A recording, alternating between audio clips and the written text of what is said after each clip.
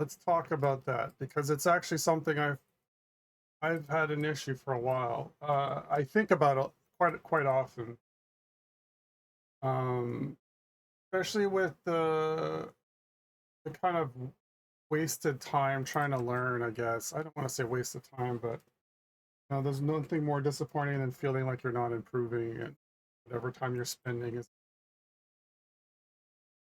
And I think that's an effective part of most people's experience in general. So it's not like we're not special in the way that experiencing ourselves. But I would say some people seem to learn quicker or better than others. Kind of fun. Um, and I think, specifically speaking, a lot of it comes down to a combination. Like, so this idea that you know, eh, what you're doing isn't like sticking, and you're not really benefiting from what you're doing is not sticking long term. It comes down to a few things, but the two biggest factors, actually, there's three major factors. So how why something doesn't stick or why it does stick. It's the depth of your noticing, how deep, how much you've noticed something. Okay, so that moment where you're like, oh, I see, that sort of feeling, how often and how deeply you feel that. um the level of challenge that you're currently uh, attempting. So, something just a little bit out of your wheelhouse, but not so entirely difficult that it's like demoralizing. Um, and basically, sorry, it's actually not three. Let's break this down. Let me actually write this down. So I'd say keep it very simple. So noticing, um, appropriate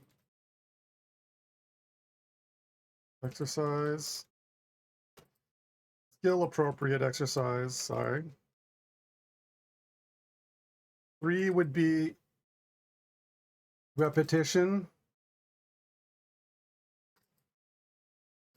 correction, engagement / challenge. Okay. So me saying that isn't very helpful, obviously, but I'll go through the steps.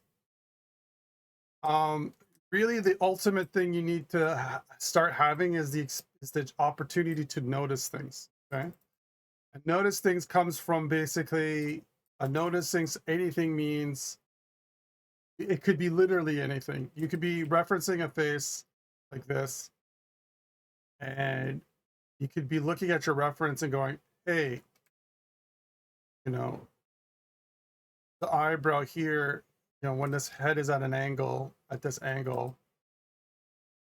Just, let's say you're drawing a reference, okay? You can say, "Oh yeah, look, I notice how, in this angle, this eye is almost completely above this other eye." It isn't like a groundbreaking observation, but it is noticing. Um, that it is a point of notice. There are good notices. There are more impactful ways of noticing. There are more, you could be like noticing that, a person, a person in real life, when they're standing, they're mostly kind of indistinct, like blobs. They're mostly, blah blah blah. Oh, you could probably like pull off how a person looks by just doing this vague shape, or noticing that when someone's looking upwards, how low their ears are, right? Like how further down they actually are than what you really expect them to be.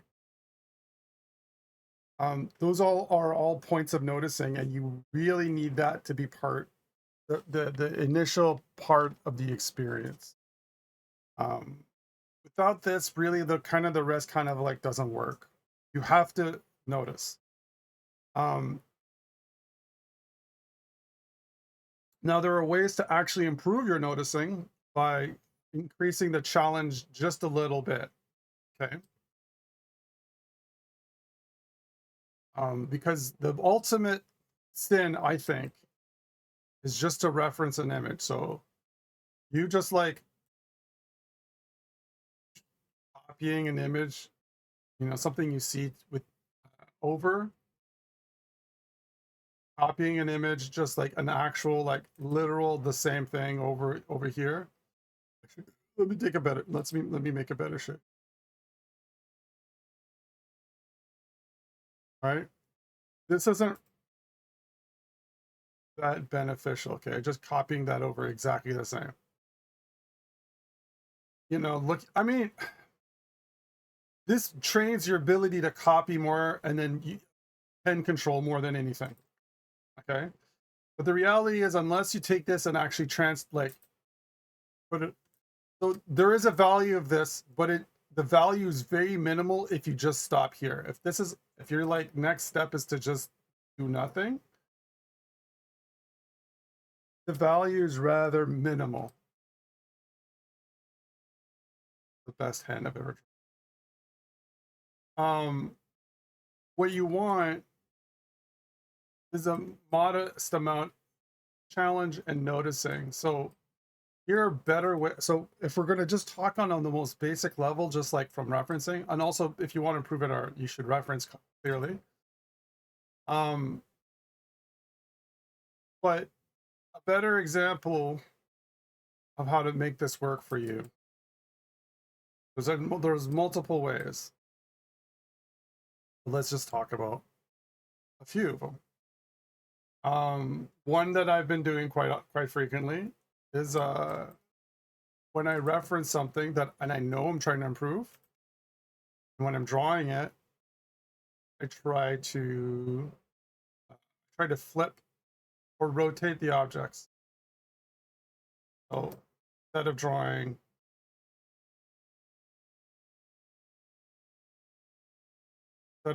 it the same way, I flip it. And what this does is it forces you now you can't just use your easy orientation. You now actually have to exert a little bit more effort in understanding, the actual angles and relationships and, how left or right things are.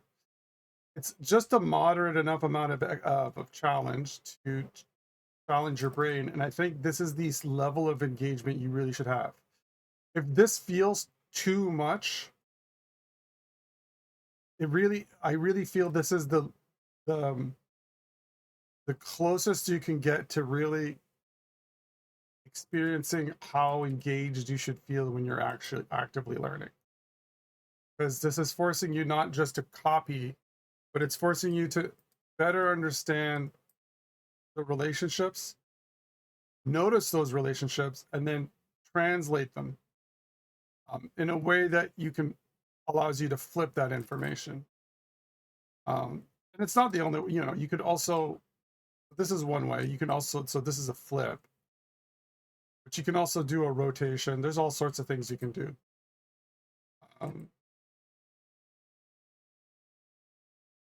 That might help. I think flipping is just one of the many ways, but you can also, and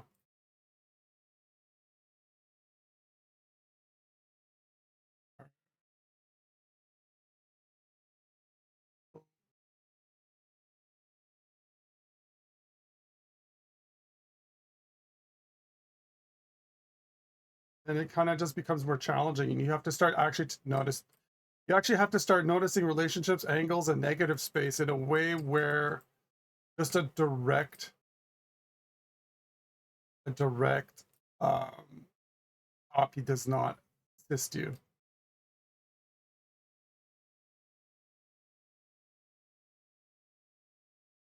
So that's one. So I'm bringing this up specifically to discuss the idea of noticing, and there's ways to engage in noticing innately that are kind of, I don't want to say artificial, but force you to do it more out of just the fact that if you don't, you can't do the job. Another example would be to only allow yourself to reference whole concepts or ideas and then not look up until you're done doing it. So for instance, you could look up and see this shape and then keep looking at it mentally, observing its shape generally, and then hide the material and then completing that shape from what you remember and never referencing it again until you're done. And do this in small pieces. In relationship to like a person, it could go from like the general, like, if you're copying a person, it could go from like the general shape. And then you could be like, okay, you look up at the hair and be like, okay, the bangs look like this. Look up again, and then don't correct anything, by the way. And, you could piecemeal everything together because your brain's not going to be able to put all this in one piece. You could be like, okay, the shoulders, just the shoulders, et cetera, et cetera, et cetera. But the idea is to just give there should be a distinct spacing. There should either be a whole concept internalized and visualized and transferred over without referencing until you're done, or a flip or a rotation or translation that happens that forces you to notice enough to properly enact that idea by knowing enough about its proportionality and its spacing and its shapes to make those rotations or flips. Because ultimately this is fun for some of us. I mean, I like doing this. But it's because it's the lowest effort with the highest kind of reward, where it's like, well, I copied it pretty cleanly, so I feel rewarded. But ultimately, this will escape your brain very quickly. There is a follow-up step to this that will improve you more markedly, and that's after you've done this, you then take, in whichever way you can do, you take this and then you correct. So I mentioned the correction phase. Okay. So then you put this on top of your drawing. And then you do this, and you correct it based on the actual original drawing. You have your original drawing, and you, at this point, your correction phase, this is where the noticing happens. The noticing is really the key component, all right? If you aren't noticing anything, then all the other steps don't fit in. The noticing doesn't always happen at the start. It can happen at the correction phase. It can happen a few days later through repetition. As I mentioned, there is a repetition because additionally to all this, you also have to repeat these concepts. You have to repeat them for a few days and then a week and then a month. And the best way to make that happen, I don't have it in the list, but I'll just add it as an additional thing.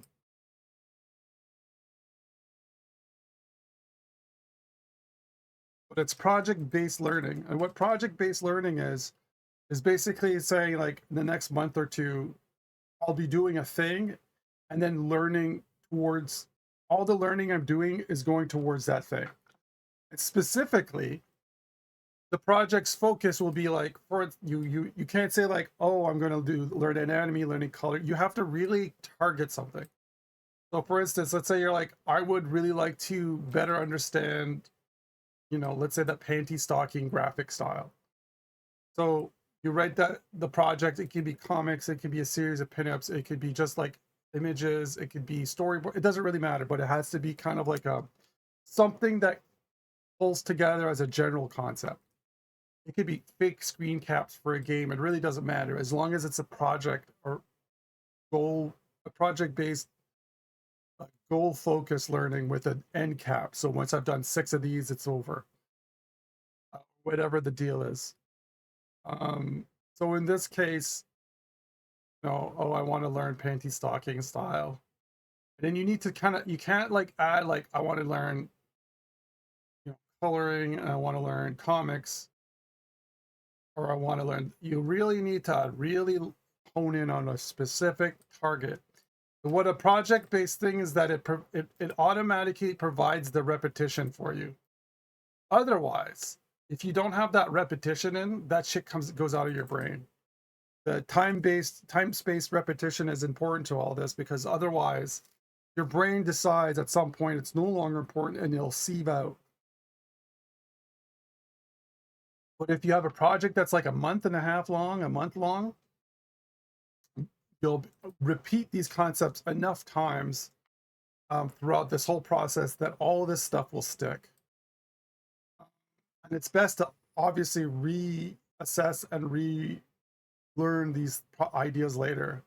And I do believe this sort of stuff is like muscle building. Like if you build a lot of muscle and lose those muscles, there's something called muscle memory where the cells are still there. They're just kind of debilitated and have lost a lot of their like the neurons still exist, but the connections are weak. And it's actually easier to kind of get that back into a healthy shape than it is to just try to build them from scratch. So that conceptually you want to take a project where you're focusing entirely on one specific task. So, and specifically the project really highlights what you're trying to learn. So if you're trying to learn anatomy or life drawing, then your project should be for the next month. Don't say like this many a day for blah, blah, blah. Say, pretend you're making like a life drawing book, like a fan book or like something you want to give to your family or, you expressing yourself through life drawing or whatever, but make it less about numbers and more about a focus, okay? A concept, a conceptual focus, or a theme or a project idea, and less about like this many for this many times. I mean, that can help. You could be like, I want to make like your project focus if you're doing life drawing could be, you know, how if I had to make the biggest life drawing book ever, in a month, can I hit out 200 life drawing pages that are all of some decent value or all, of certain quality? The goal can just be a very big life drawing book or whatever, right? If you're looking for volume, don't just say 200, but conceptually put behind it a general idea. It's like, I'm making the biggest life drawing book, sketchbook anyone's ever seen. And when I plop this down, people will be like, wow, that's a lot of pages or whatever, right? It's important that you vividly capture a concept in mind and not just like quantify this as a mechanical set of numbers or rules or, X amounts. I don't think that helps. I think it detaches your creativity from the process. And if you're a creative person, you want to draw, and you're detaching the creative process, or you're removing all imagination from it, I think it hurts you in the long run. I mean, that's what's hurt me in the long run. What's helped me recently in the last year or so is reintegrating and introducing creativity, and especially decoupling quality from my output. I can talk about that in another point, but I'll move on to the point number 2, onto a side rail. So project-based learning is number 6. We talked about noticing. I just talked about 1 or 2 or 3 ways. There's a bunch of ways, and I don't mind coming back to this idea and talking about all the different kinds of ways you can approach this. You know, another way I could talk about one way I've been doing recently is what I do is I go in my book and with a really light or gray marker or a very light brush, I like, let's say I'm trying to do arms recently. I'll sketch these in with a really, really light color. Okay.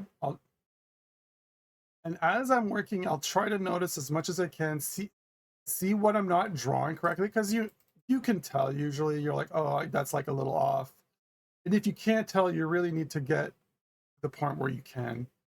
And you can do that by focusing more on tracing and doing corrections. But like as you work, you go like, oh yeah, like I messed that up. Just verbally notice it. Don't You can maybe write some notes, but keep them pretty light, saying like I keep making the upper arm too big or whatever the deal is. Just like note in text just a few things, but don't correct this. Whatever you're trying to learn. And then you can on another page kind of make notes for yourself. So after you've done all this, you can write the date on it, whatever. And then you can do a few of these. And then a few days later, when you're in your sketchbook, and I really recommend you guys have sketchbooks, you can come back to this. Don't let it go past a few days, but when you come back to this with like a darker marker, it doesn't have to be black, can be just like colored. What you can do is actually try to remember all the things you noticed. Maybe read like this down here, or just trying to remember the reference material you were looking at and go like, oh yeah, like the tricep I was like overestimating. I made the biceps too small. But you need to culture this concept of recollection needs to be really heavily enforced. And this is another method I've done where I see how much I as a very light gray sketch I've collected into my brain what I noticed and what like kind of stuck. And then I go like, oh yeah, like I remember this attachment point was right here, and then I'll notice that on another drawing it's not in the mid bicep point, it's like too high or something. And you can slowly go over, because this is way closer to your drawing over one of your sketches and not looking at the reference anymore, which you should after, by the way. Always try to correct, if not just a little bit. It's not the easiest thing to do, I know. But this is closer to how you're going to be drawing anyway, where you're naked and exposed and you don't really have like, you might not have a reference. This is a much more natural place for you to be. And I feel I do a lot of self-correction, and I can really tell what I've remembered and what I haven't at this point. Because what I do is I like try to close my eyes. I just try to think back to when I was drawing this like a few days ago, and like think about like, oh yeah, I remember like when I was drawing, like shape became more clear. And you're just trying to activate your neurons enough while working on top of what is actually more closely your drawing, not a reference, not someone else's interpretation, but fits more into how how you approach this process. Because if you reference too much, you really distort the natural rhythm and flow of your own art. It can really side rail you, sidetrack you. It could really throw a wrench in the learning process, because it can feel very unnatural, because it is unnatural.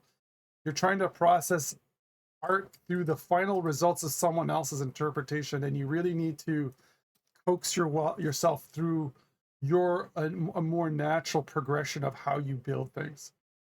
And if you have acrylic markers, you can come back on this later, maybe a week later, and then you can draw on this again with acrylic markers and be like, oh yeah, like actually I was looking at those references a few days ago, and make another attempt.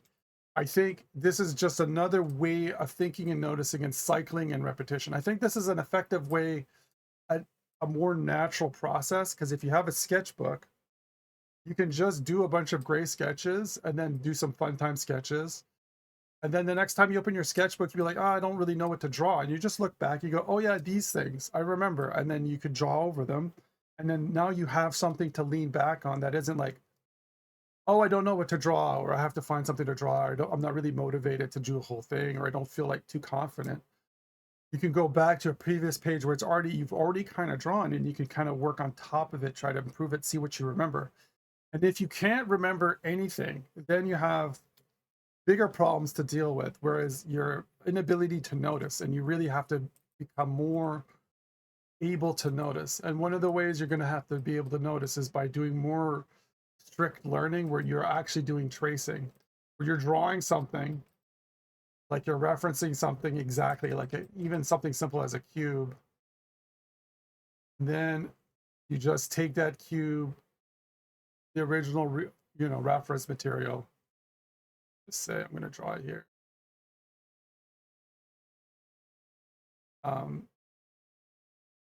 then you lay it over and you go like, oh, I made it too big. You can rotate. I actually find it's a, can rotate and go like, I'll find the closest it can be, like, okay, I am not like really not matching the direction as much. I'm overshooting on this, blah, blah, blah.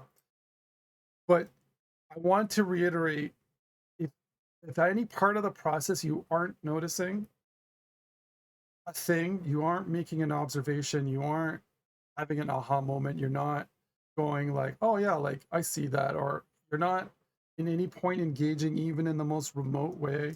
And you can do the same with, when you're reading.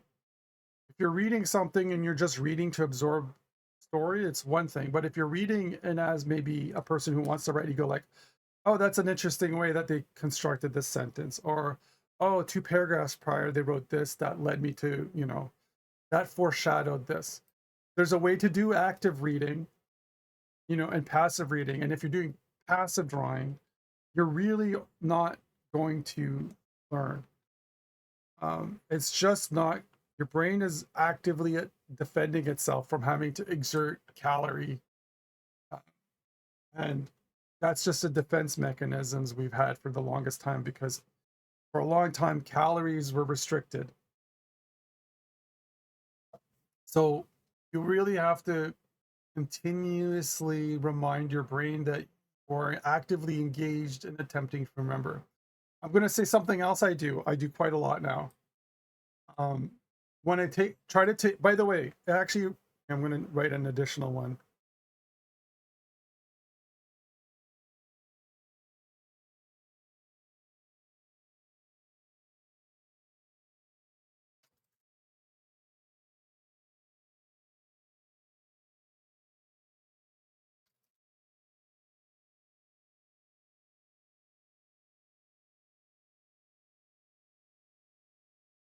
I'm adding 7, okay? I'm going to say it right now. 7 is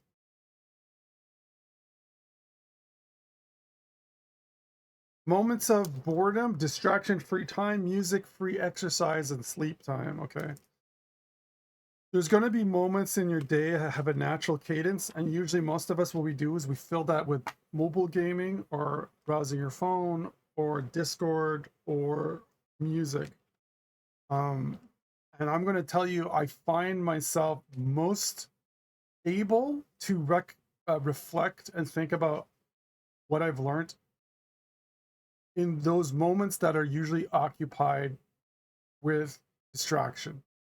And I know this sounds unfun and you'll balk at it, but please understand that without these moments of you being free of just everything, if you don't have a moment to let your mind wander and think about drawing or think about something you noticed, or a moment of like, oh, like, thinking to yourself about an idea you had creatively or whatever, you're just robbing yourself of the ability to gel concepts, ideas, and anatomy, all the stuff you're learning. You're really robbing yourself of those moments for that to really coalesce in your brain. I walk about minimum 10,000 steps a day, and it's very likely at least once or twice a day in those moments of walking, I'll think, I'll see something, I'll see a person, I'll think about an idea, I'll think about something I drew, and then I'll just try to recollect it and say like, oh yeah, like I'll repeat that idea. And because I'm so distraction free, my engagement is nearly 100% focused on this one concept, because the boredom or the quietness or the distraction free moment allows me to only hyper focus and zone in on that idea. Right. And same thing before you go to sleep. Unless you're a hyper anxiety person, then you know what's going on. You're just thinking about how you fucked up all day. But what I do, when I walk, is I try to take those moments to really look at everything and deconstruct everything around me. I don't know if you've seen Terminator, but you know that Terminator vision where he's like looking at different objects and sizing them up. You can do that. This is kind of like a drawing free drawing where you can go like, oh, like that person, most people's heads go just a little bit over a car's height. So a car is about the height of most people's shoulders. That's just an observation you can make. That's an artistic observation that can help you later on um, when you're trying to draw things. So you can make those observations, but you can also just think about what you drew that day and recollect what you drew. Like, either think about the whole sketch page you drew and go like, visualize it and remember all the drawings you put on it. When I go to bed, what I do is I look at an illustration, a kind of style I like or a drawing I really like, and I just look at it and trace over all the shapes. I close my eyes and try to visualize it. But it's the goal here is to keep you visually engaged, mentally engaged, and constantly repeating artistic art concepts and in your brain, and not just pushing art out of your brain the second you're free of drawing. I do a lot more drawing practice outside of actually sitting down and drawing than I used to. And you can do art / drawing free drawing too. I mean, obviously it doesn't engage in the same way, but I actually think a lot of it is as effective.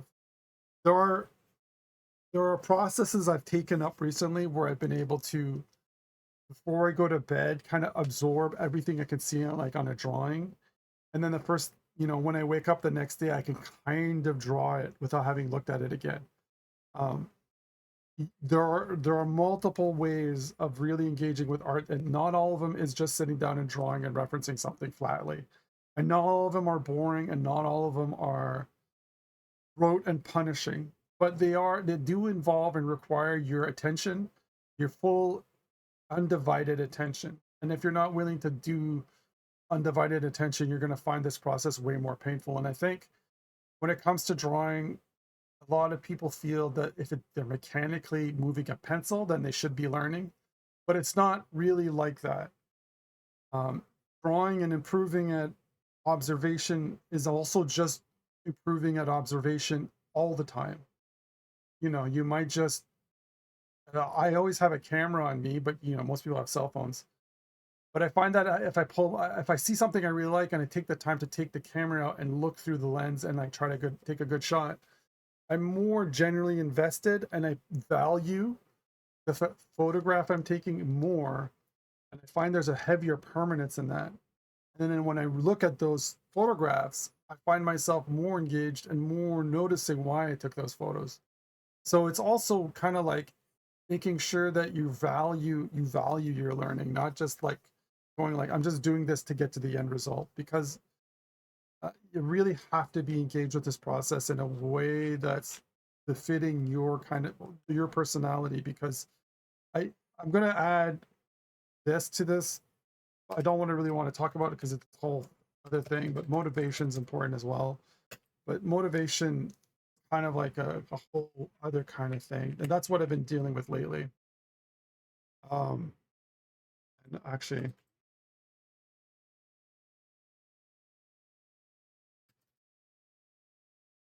you're right. Fucking, I was right this. So I'm adding a lot of points, but I just want to like kind of capture all these ideas in one go. So I kind of spoken about correction. I actually think correction to be quite important. You can redline your correction. You can have other people review it. Don't know if I don't think reviewing someone else reviewing is that beneficial unless you sit down and actually implement those revisions.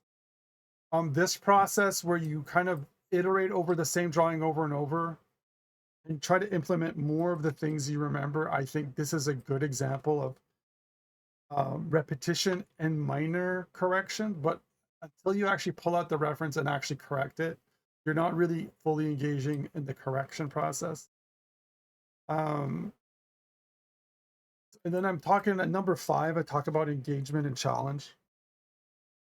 Um, by the way, I'm recording all this, so don't worry about it if you just came in. I'll post it later. I'll post it on YouTube raw as fuck, so everyone can just watch this as is.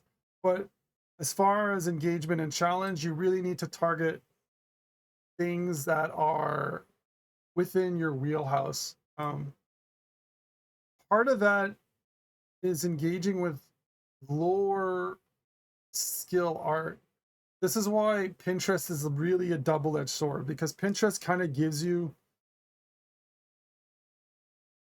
it can be really demoralizing because Pinterest naturally by its means alone, it's intended to just give you the best.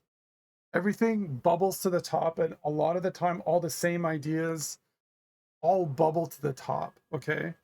And you're really only going to get exposed to the very best people in the world and the most popular ideas in the world. There's a website called same.energy that I use. I think Pinterest is good to finding reference material and good for finding tutorial material. But there's a website called same.energy. This work?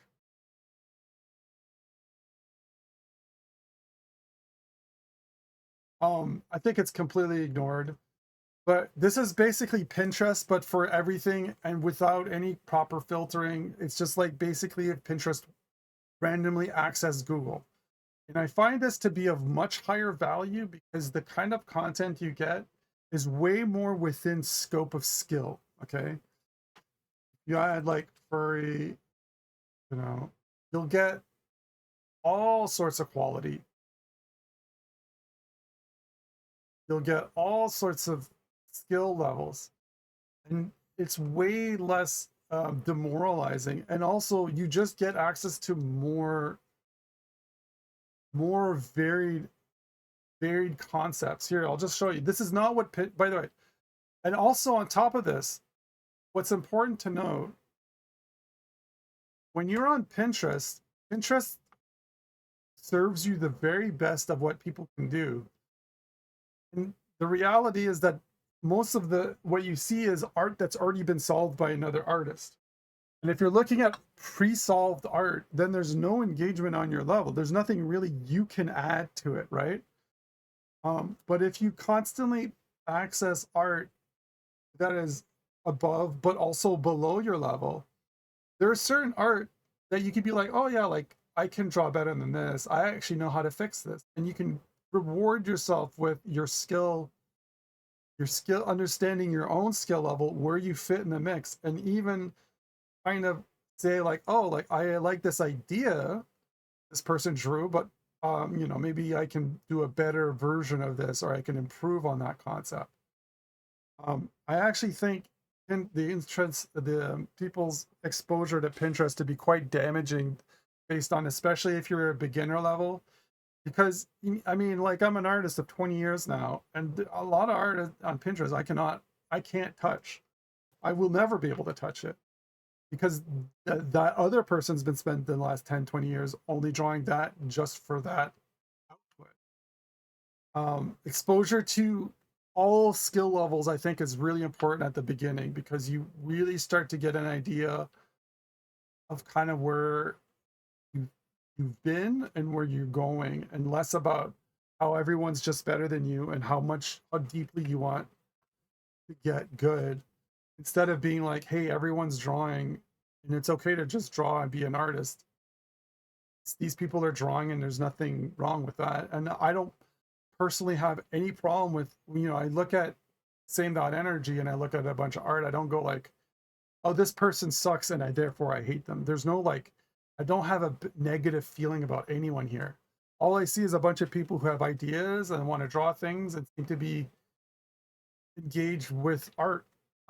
So I find it to just be a more beneficial kind of environment as far as if you're going to reference or look at things, especially art exposure. I feel like it's much healthier experience. Uh, Clearly, not cream of the crop, but like I said, like if you're going to constantly expose yourself to the very best, it's going to be demoralizing because you don't fit there yet. You don't exist there yet. You don't really belong. So you're always going to be like outside looking in until you get to that level. But even then, I think it's really important for artists to not just seek out their of their skill level. I think every artist, even at their beginning phase, has something unique about what they're doing that's unique to them. And I think artists of all skill level, even very skilled, talented people, need to be able to observe, notice value in everyone's art. I find myself really enjoying a lot of, low grade art by people who don't know how to draw because they're doing things I could never allow myself to do. And I'm extremely jealous of, beginner art in many ways because I'm like, that looks like really fun, really stress free, and extremely creative in a way that I don't have access because I've just had so much time perfecting and, trying to smooth out all the kinks and trying to produce the very best of et cetera, that my art always kind of follows the same pathways, right? I can only allow myself to make so many mistakes before I'm frustrated or I, correct. So there's a value in everyone's skill at any level. Even certain artists, I value their engagement. Like they're just really excited about drawing. They're really like into drawing. They want to like absorb as much as they can. They talk about it all the time. Just like someone's enthusiasm can be infectious and of value. It doesn't have to just be their output. It could how they engage in a community on, like, for instance, on Discord. It could be how helpful they are. It could be their insight. An artist isn't just their output. I think that's another thing that's been really important for me to understand is um, your value as a person has nothing to do with your output as an artist. Uh, you're you're all people, if they're good people, deserve love and attention, regardless of how good they put a pencil to paper. You really need to disassociate your value and your worth from your art. That's a hard lesson learned for me for a long time. And I think some people come from that angle. Not everyone, but I think a lot of people are making up for their own deficiencies or lack of self worth or neglect through art because it's the only way they've ever been able to be noticed or have a voice or seen, cared for. Hey, listen, I get that. Trust me, but you really need to not connect. I'm only worth something if I draw good. That really needs to be eradicated, and that's why I talk about natural motivation and natural rhythm and flow. And I don't really want to get to it too much because I just wrote it up as a point because I want to follow it up on another stream. But anyway, the point is, sorry, I was looking at some of the references on same that energy. But anyway, I kind of went down that tangent because I just wanted to talk specifically about engagement and challenge. Because you really have to identify your appropriate challenge level. Okay. Um, if you really need to figure out, that's why they talk about, that's why people talk about you know, drawing boxes. I kind of wrote a script about it. Haven't actually recorded a video, but the whole point of cylinders and boxes is that it's just such a entry level thing, and it's so easy to fix and correct that even like a beginner can do it. And it's really important to be honest and earnest about your ability to do it. So the box, like if you're doing like, oh, I hate drawing boxes, they're boring. Well, one of the reasons they're boring is because you're under engaged. And the reason you're under engaged is because you're actually not actively processing and doing the work. If drawing a box is unengaging, it's because you're drawing a bunch of incorrect boxes, or you're not really thinking about the process. Drawing a box should be heavily, extremely taxing. If you're doing like, I don't want to say extremely taxing, moderately taxing to extremely taxing, depending on what you're trying to do. You know, if it's not, it's because you're just drawing boxes willy-nilly without any purpose. You know, for instance, here's ways to make drawing boxes more engaging. If you're really at the beginner level, if you really don't know where to start, um, you know, one thing to do is you can find out, let's say I'm going to draw these points. Okay. So what you do is one way is to draw one box, but don't just draw another bunch of boxes. You should, you know, draw a line to find out where the perspective lines on these are. Okay.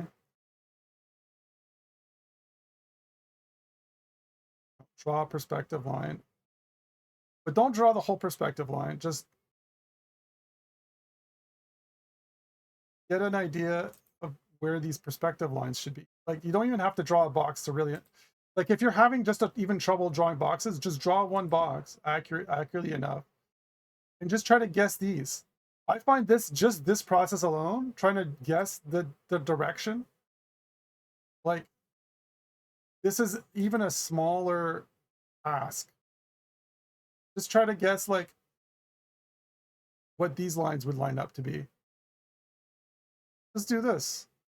Just try to, if you can't even do this, by the way, don't even bother doing boxes. Honestly, if this is like, I'm having a hard time because I'm actually not very good at drawing boxes. I'll admit it. It's embarrassing. I'm actually kind of bad at it. I've been spending a lot of time drawing similar concepts on paper and improving, but if you can't accurately guess where these perspective lines should be, then like what hopes do you have to draw the box, right? So just doing this is kind of taxing. And then, you know, people draw boxes and they just draw random boxes in different angles. That doesn't help you. You know, what you want to do is you want to draw a box, and then you want to try to draw a box that's detached from that box, but on the same plane of existence and at the same and same angle. The reason you want to draw a box, and I know this is like oh, I don't want to draw boxes, blah blah blah. And it's to be very clear, and I want to say this: drawing boxes isn't just about perspective. It's about being honest with yourself and knowing how and accepting your engagement level. And not only that, but it neutralizes the subject matter. If you're drawing like shapes or things you like, then you make excuses for yourself as to why it's okay it looks like that because you have stylistic choices or like that's how it should look or whatever. A box is just so neutrally a thing, right? The idea here is like, okay, I drew this, and then you can just immediately correct this. So let's say, for instance, I drew that box. Here, I'm correcting my work on paper right now in front of you guys. Oh, then you can just draw these lines. Here, I drew this wrong. Look how wrong this is, right? My guess was wrong. I'm not better than you guys, not by a long shot. This should be like this. This should be like this. If they're all these lines should converge, right? We know that. These lines always converge if they're in perspective.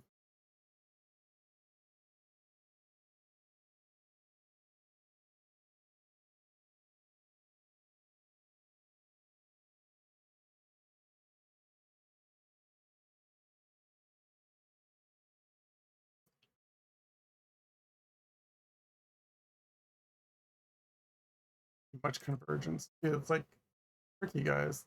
It's just I really need a perspective point, ideally. But again, you know, being able to draw this stuff without a perspective point is another goal. If I were to just draw an actual perspective point, what would it look like? I can actually do this correctly. So this would be my point. Let's correct everything. Like, this is just a way to do this. Yeah, there's, like I said, there's a bunch of ways. You could do it this way by just drawing two boxes and correcting the second box from the first box. You can um, you can uh, simply, you know, do a box rotation. The thing with box rotation is it's a lot harder to guess if you got it right. This method of making a gap, same thing here. Like if you take a gap, you just go like, okay, a box length over. Just guess the perspective. And the thing is I want to be very clear. You know, if you look at review, like Kim Jung-gi talking, it says his first line is really important. And his first line is important because he builds everything off of that line. And if you look at what I'm doing here, you can see how that plays into what he's talking about. Because if his first line is important, it means that this is his first, you know, regardless of what it is, it's his point of reference for everything else. And something like this really exemplifies this idea of, you know, everything being related. And being able to do this on a very simple shape, once you've kind of nailed it, really does show you've improved at this process, and that will naturally transfer over to more complicated shapes like cylinders. So, you know, what seems like just stupid shit here, you know, but when you're drawing a character and you're like, oh, sorry, you're looking at a character, so you draw a box of a character's head.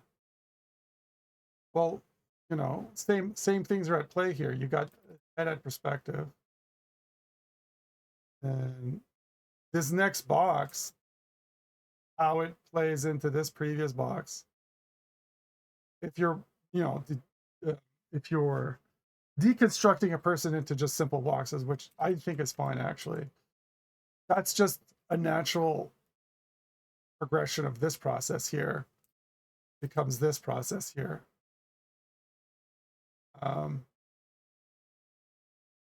So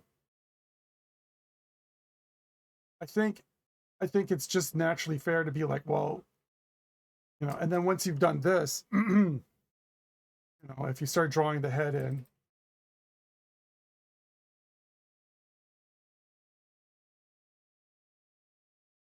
this all kind of ties in one step at a time.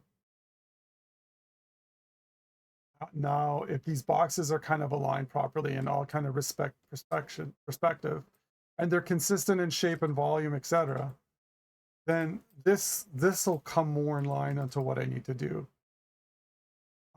It all kind of builds one on top of the other, but this needs to be, the more ironclad this is, the more you can nail this. This is why everyone talks about boxes. It's one of the many reasons they talk about boxes. There are other reasons, but this proportionality and how all these shapes relate to each other and how confident you are you've got this, the more that translates to not just perspective drawing, but just proportionality in general. You know, understanding like, oh, you know, volume and shape, and like measuring distances and knowing like, okay, the ear should be here, because you can kind of understand that when you're looking at, you know, the reference, you can see that distance, right? Because you've gotten better at seeing these distances. These distances are easier for you to see because you're measuring and you're correcting. So the distance, you know, the problem, I mean, I've always had this problem of overshooting the ear, having the ear too close to the face. This becomes easier to solve because when you look at, you know, references, you can more distinctly understand shape and volume and relationships and proportionality things and then make them go in the right spot. Because, you know, though it may not activate in your brain that way, if I were to just draw simple boxes and be like, okay, then this box should be the same perspective line as this one. Let's just say base has a box and this has a box. Then all these things kind of line up way faster and way easier, and these distances make more sense in your mind. So the whole box thing, I know it feels really disengaging, and let's be clear, it doesn't have to just be boxes. And I do other things to make box drawing more fun. I draw a box and I try to get it accurate, and then I draw something fun inside the box. Sometimes I'll be like, you know, I'll just draw like you know, potted plant or an umbrella within the box. I'm trying to use the perspective of the box. So this can be less boring. I wanted to offer some examples of this as a tutorial, but I found box drawing to be much more fun if I give myself a reward after to put something fun in the box. You know, draw a head in the box. Just like try to put a skull in here. Because now this has a purpose. This has a goal for you. You start really attaching the idea of like, this is why I want to do this. You start activating in your brain a reward for a box. You want to draw a box because you want to draw, you know, cool slime at the right fill every time, right? Like at any, you know what I mean? So this reattaches and rewards your brain with a purpose. But just make this a second part of your process, because you can get engaged in this. This should be your reward for doing the boxes, not get in the way of doing the boxes. But your only goal and focus with boxes, and why it's always talked about over and over, is because it's just completely, it's easy to be brutally honest with yourself. It's easy to correct, it's to fix. Like just right now, like clearly this box is at the wrong angle, even with my little marks to try to figure out everything. You know, so especially specifically, you really need to, if you really find you're being overwhelmed, it's because you're lacking the basic low-end tools. You know, there are other beginner stuff like, you know, tracing and line contouring and other things that can help with all this. I actually like to draw ink bottles because I feel ink bottles practice not just boxes, but ellipses. I actually find ellipses to be the second most important shape of trying to learn to draw. Getting this down is your second piece of the puzzle. Once you've got an ellipsis down and a box down accurately at any angle, my belief is your skill will vastly improve when it comes to just general drawing, not just like perspective drawing, not just anatomy, but just brush control, conceptually, visualization. Once you can kind of nail this stuff consistently and accurately, you've not only earned enough kind of like ability to roll your brush, you not only earned the ability to have like good perspective control, but just the ability to be honest with yourself, review your own work, brush control, general, you know, proportional understanding. So it's intrinsic, but just to be very clear, it doesn't just have to be boxes, but it has to be something you can guarantee you know how to measure and correct accurately and fix. So this is specifically, if we go down the list of what I was talking about, correction and engagement and repetition. So you got points 3, 4, and 5, repetition, correction, and engagement, and then skill appropriate. So this is why you'll notice how this kind of covers almost all the points, from 1 to 5, maybe even 6 if you've got this as a project. So if you have like, I want to draw like a whole sketchbook of only boxes and then fill all those boxes with things, that's a project-based learning, okay? So boxes will tick almost all these, especially if you do them at an engaged level enough. So noticing, skill appropriate exercise, repetition, correction, engagement and challenge, and project-based learning.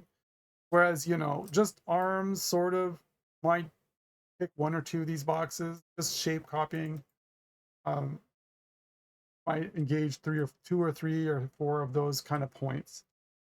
Um, so that kind of captures most of the points I made. I was talking about motivation and natural rhythm and flow. Rhythm and flow, natural rhythm is basically we're all kind of different people.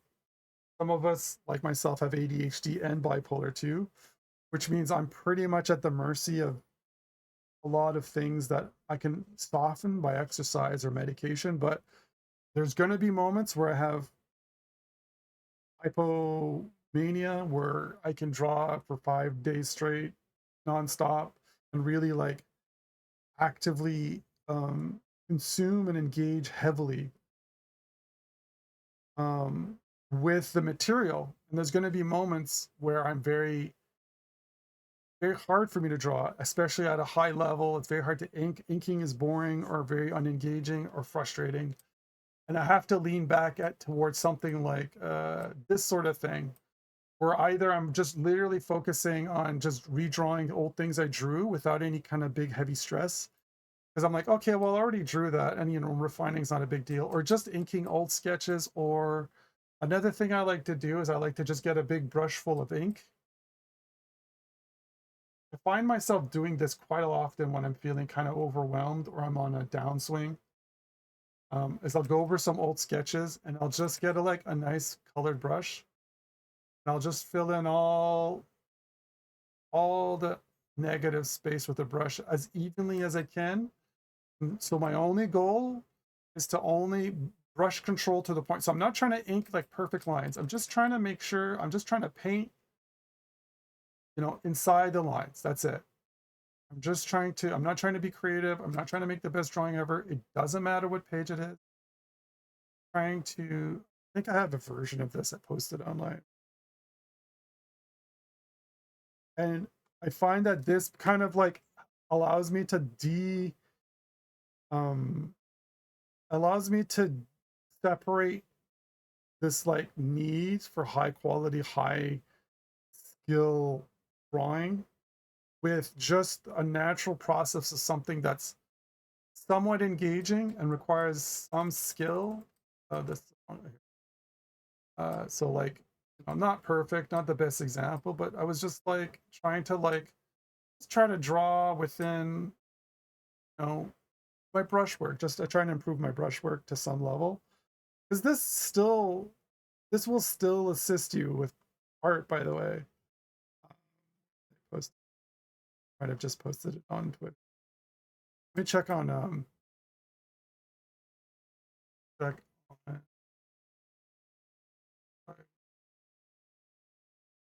let me go in the old Blue Sky Arena. Um,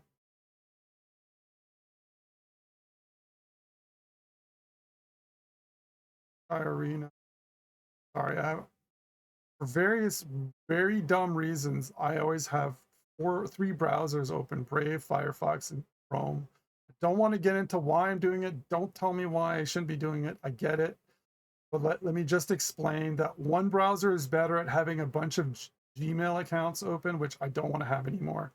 Another's better at having Miro open, and another's better at general browsing. Those three combined use less memory than if I just had one browser open. Also, allow sometimes I just want to kill a browser without killing all my browsing windows because I want to free up memory. And I find it's easier to just kill one browser, forcing it closed, than having to kill all of them and then try to refresh and restart all my browsers to all have all the tags open properly. So sorry to bore everyone about that. No one asked me, but I'm in the middle of just looking for something. So paddled on. Okay, here it is.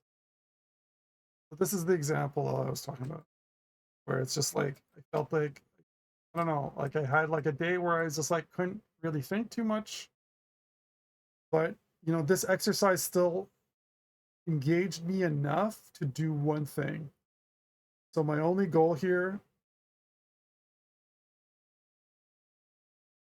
um, was try to really get within the lines. I remember I screwed up like 2 times. I fucked up here, a little bit here, here. But like, so my active learning here was just, there was nothing that mattered except just painting within the lines.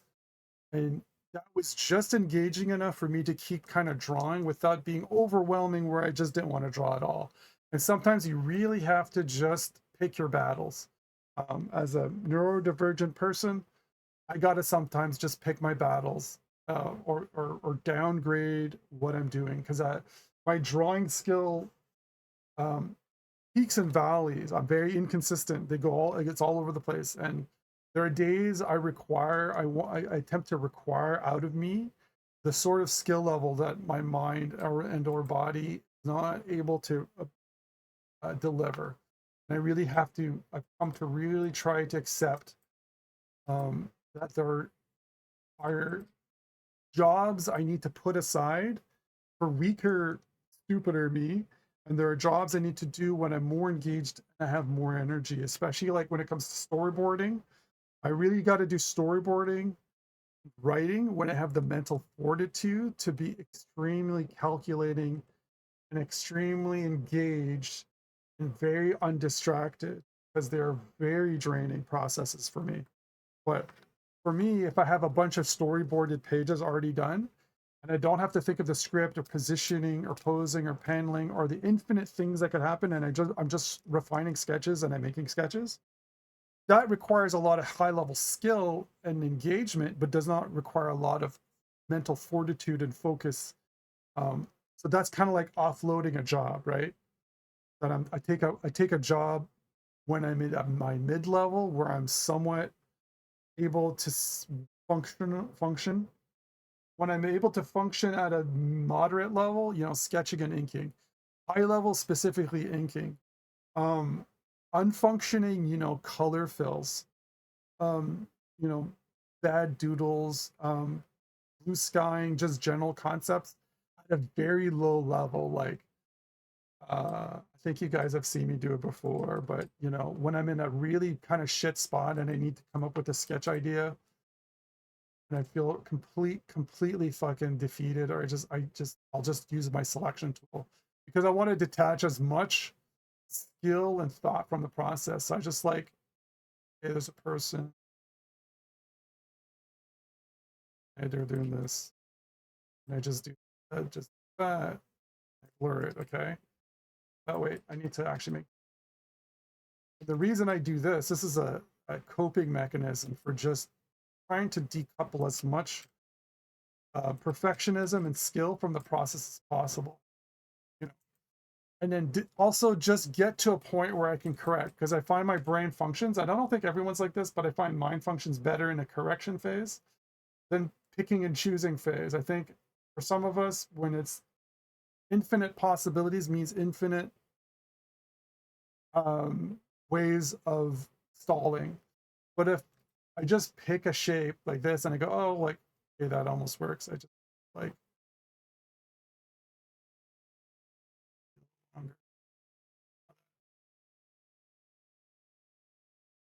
it's not ideal. This is the same idea when I was taught a tutorial about blob sketching, where the goal is to just get enough out to make small incremental choices and improve over time.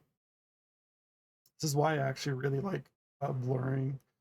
Consider blurring to be actually a rather important aspect. You can, squint your eyes, but that gets annoying after a while. Then you can slowly increment your process until you've corrected the shit out of it, until it becomes the drawing you need it to be. But you look, my first drawing is this, which is just indecipherable blob. But I've taken out the variable of making a choice, right? This is no longer about making a choice. Once this is out, I don't have to make a choice anymore. I just have to correct what I've drawn. So it's kind of iterative concept. And I think a lot of people have this frustration, depending, especially if you're a neurodivergent person, where the block is from the perfectionism and or the inability to visualize, or being frozen and what to do. But if you just blast out a fart, blast out a big poop, you might be more engaged to correct. And this comes back to using same dot energy. When I'm on same dot energy, I'll see drawings where I'm like, oh, like that's a cool idea, but I think I can do a better version of that. And I find myself more artistically engaged and more engaged in general when there's something that is below my skill level that I think I can improve on, than something that is already above my skill level that I can't do much more than copy. In the best case scenario, I can copy it exactly, and then I've got nothing else to tell about it. You know what I mean? Like, whereas if you have something that's slightly your level or a little lower, you can go like, I can do this, but I can do a little bit better. It's a lot more engaging, both creatively and artistically, and like just generally speaking, more rewarding. Your brain is more willing to feed in, those chemicals that say, hey, I can keep drawing, I like drawing. Then, your best case scenario on Pinterest is you copy it exactly, and now you have something that's not your drawing, and that it just, it just looks the same. And it's completely out, but still kind of completely out of your own grasp because it's not something you've drawn from your mind, right? So the best thing, in my opinion, the best thing that someone drawing from someone who's way outside of your skill level can do, is two things between tracing and referencing, is to give you an idea of how long it takes to get a good drawing out. Because if something's already drawn out, completed, especially if you trace it and you just mechanically follow all the lines, one by one, you can be like, okay, if I were the best artist ever, it would still take, 20 minutes for me to draw this whole drawing. I found that really helped me when I started doing more tracing. Really, like, even if I was the best artist in the world and I could draw this every stroke perfectly, there's still a time cost. And the time cost for a drawing like this is, X minutes, 20 minutes, 30 minutes, quantifying a perfect drawing really helps to bring it to mind, especially if you're like, oh, I'm taking so long to draw this and that. And you just don't have the experience to understand that, even a perfect drawing might take, even if you were given the skill and gift of perfect art, it would still take you, an hour to draw this thing you really like looking at. If you were to draw it yourself without ever fucking up once, it would still take X amount of minutes, X amount of hours. I find that tracing really helps with teaching you time cost, and curbing your expectations. Because if you trace something, without even caring about your line art, and it still took you an hour, you can be like, well, I was unrealistic in expecting to be able to draw something as good, and unreasonable to expect to draw it within an hour myself. So now I understand that I should expect, at my level, at least a few hours, maybe half a day. That's not, a lot of people are down on themselves for the time cost, not understanding that that time cost might be reasonable at their skill level. So I think it's only fair to kind of give an example of how tracing isn't just about matching shapes. It's also really helps to understand, not only, not to go on another tangent, I know I'm all over the place, but I'm just trying to communicate to Queen because there's a few people here who've been very frustrated and talking about like how they're banging their heads on the wall, and they really want to improve and they don't feel like tutorials help. And I'm trying to give you guys a really base level concept of art, because I don't think going to YouTube tutorials and TikTok really helps beyond just general exposure to art concepts. But the brick and mortar, the base concept, the base components to all this, you guys, is much more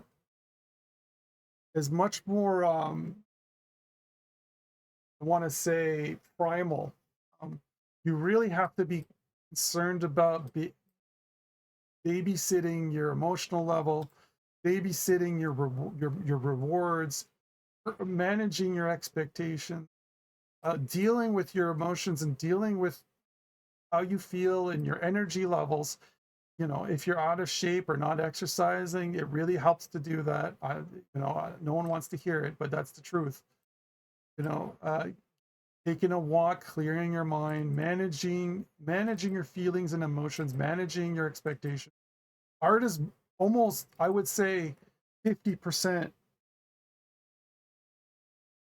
dealing with your and properly managing who you are, what you are, your emotions, and how you feel, not just sitting down drawing. And I'll even argue that what art makes art is how people manage their emotions and how they manage their expectations, feelings, and how that forms their art, and how that informs other people of their temperament. You know, one of the things I think people are very attracted to very high quality art is they're not just attracted to the art.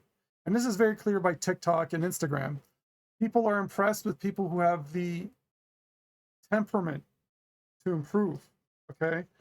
A lot of, no one really gave a shit about King Jung-Yi's art. I'll just say it, until he became basically like a traveling roadshow and did like what looked like magic.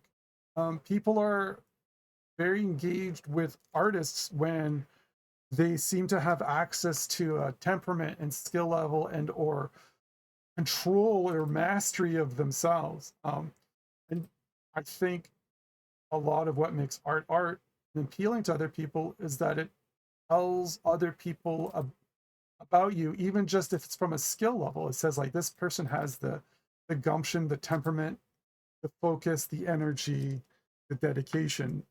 Those aren't parts of your personality that are neutral. You know, those are definitions of your personality and who you are as a person. If you meet someone who's focused and dedicated in real life, they don't always, they most often won't come off as lazy and blasé. You know, that dedication or focus or engagement will show up in their personality. And I think when we look at high quality art, we're not just engaging with, oh, it looks nice. We're engaging with the, like, that person's mastery over their emotions and mastery over their uh, pers- pers- perseverance and so forth, right? Like all sorts of things come to play and mesh together to make this person and their art come to life. And it's not just, we're seeing what we consider skill, really like a mastery of themselves as a person. Um, and even if like the art isn't great, if there's a lot of, there's a lot about art I can't do, I'm not very good at. I'm not very good at being, regardless if I draw erotica or not, I'm not very good at being vulnerable. I'm not a very good vulnerable artist. I'm not very good at exposing myself in a way that would, let people know more about me than I'm willing to say. And there are artists out there who aren't, I wouldn't say who aren't technically the best in the world, but are very, I want to say, emotional or vulnerable or willing to expose themselves to criticism or, really show a deep emotional part of themselves. Um, that tells the world about who they are as well, and that comes out through their art. And that's just another facet. And I think it's important that you grasp and understand, and that communicating your art, even if it's not technically skilled, you're innately expressing yourself through your mastery of art, regardless of whatever direction you go, right?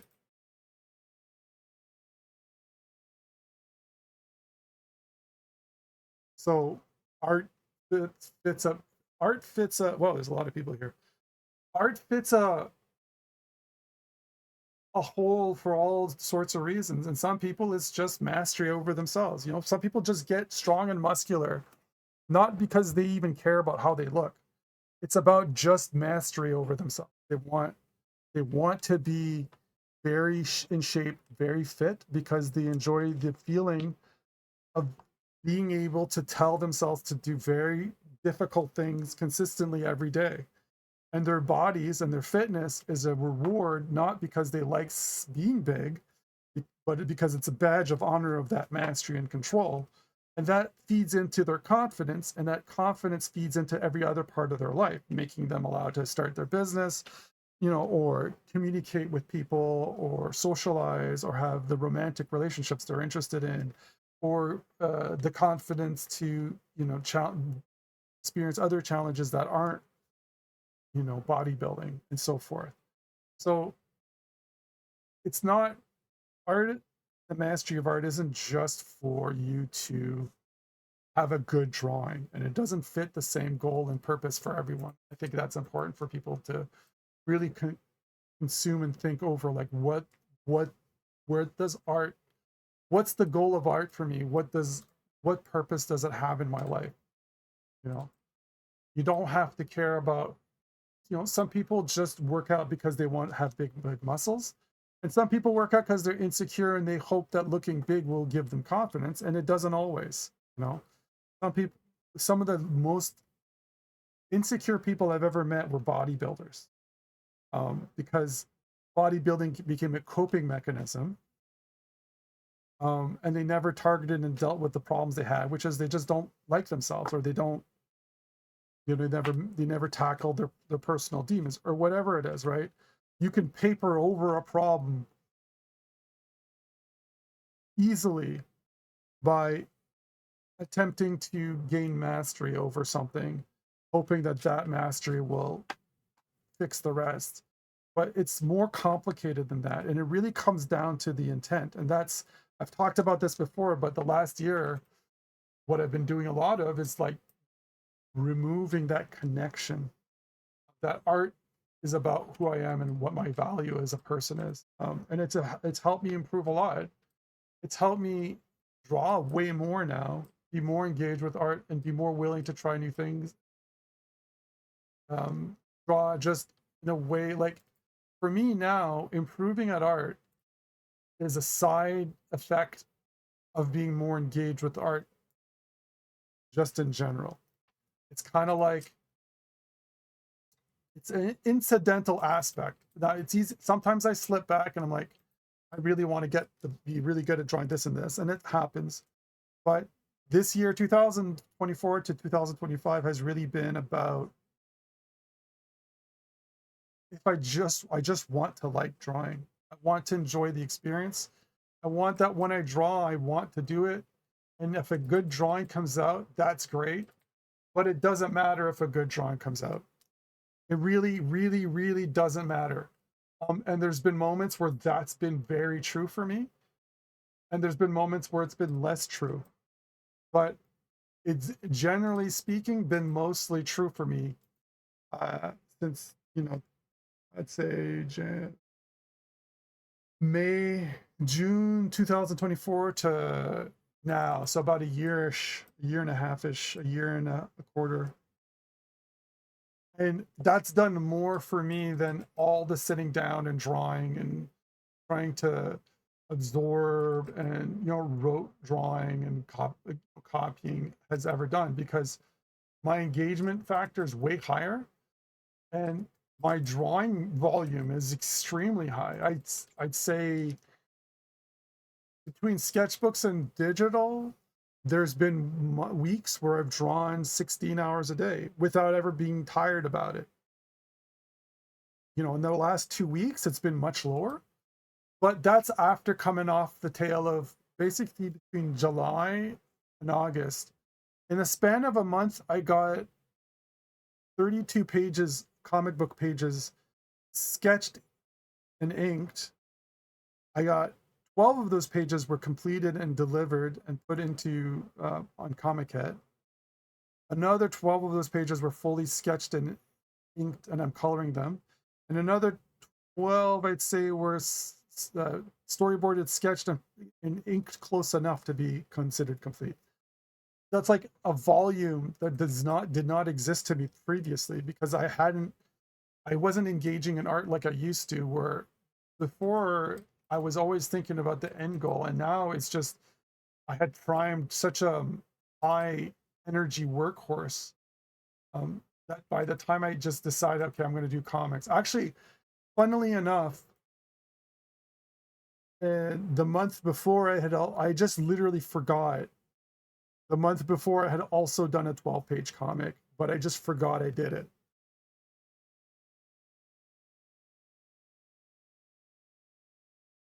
But yeah, 16 hours is crazy, but that's literally all I was doing for a while. For a while, what I was doing is I was drawing on stream. This was like last year around, I'd say around November, December. I was drawing on stream all day and then going home and drawing on paper and going to bed. Going to bed, going home around 8 or 9, drawing till 12, and going to bed and waking up and streaming again. That's not healthy, by the way. That's hypomania. That's a hyperfixation. But compared to what it was the years before, where I was doing nothing for months on end, it's a welcome change. A more balanced take would be, so what I'm trying to do now, not to get to myself personally, but maybe it'll help you guys. My feeling now is wake up between 5 and 7. Not always 5. It was 5 earlier. It's been 7 lately. Then draw for 5 to 6 hours if I can. Don't push it if I can't do it. So draw between 7 and 1, or 7 and 2, or 6 and 1, 6 and 2, 6 and 12. But get a good block, get a good 6-hour block done. And then once I've done that, I go, okay, I could do more if I want to, but that's my choice now. I've made the commitment. I've accepted the commit. I've achieved the commitment. Now I can just do what I need, whatever I want to do. And believe it or not, 6 hours a day, 7 days a week is just basically a normal 40-day job, 40-hour a day job, 40-hour a week job. Let me do the calculations.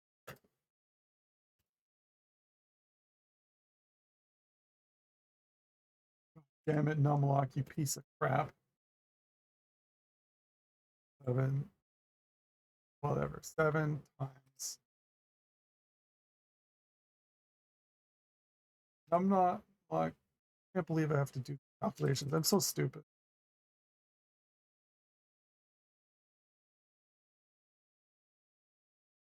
Why don't I ever even try to use Numlock? It never fucking works. So 7 times 6 is 42. Wow, I'm so bad at math.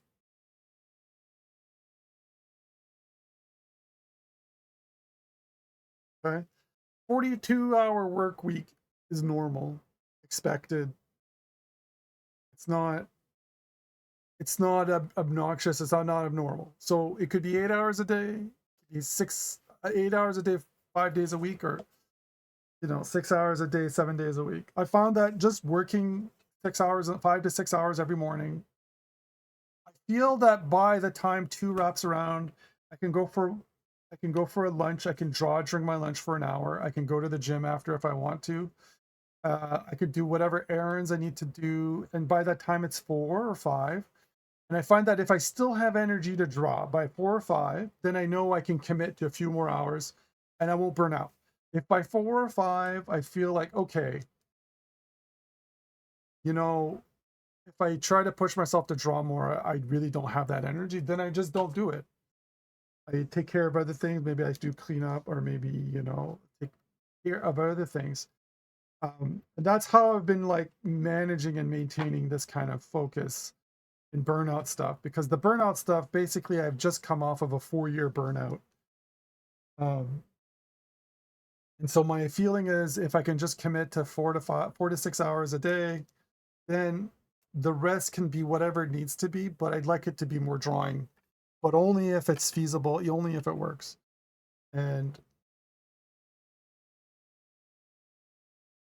But with crunch culture, obviously it's 60. But the point I'm making is I do crunch culture anyway.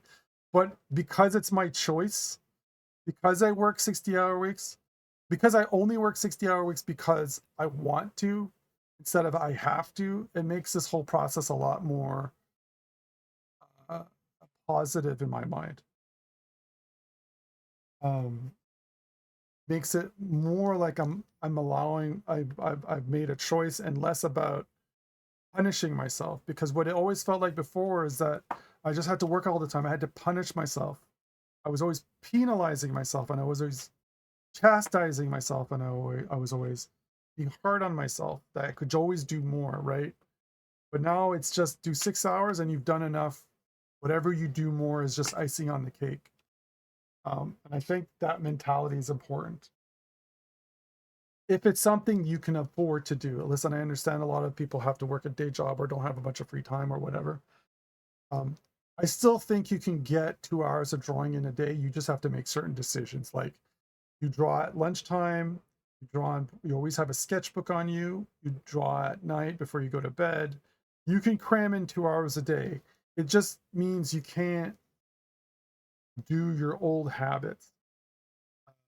You have, even when you're on the computer and you do something like you're waiting for an email or whatever, there's all sorts of times and places and windows to draw here and there, and you just can't. You have to fill in those spots in with a sketchbook. You just have to get used to having that sketchbook on you.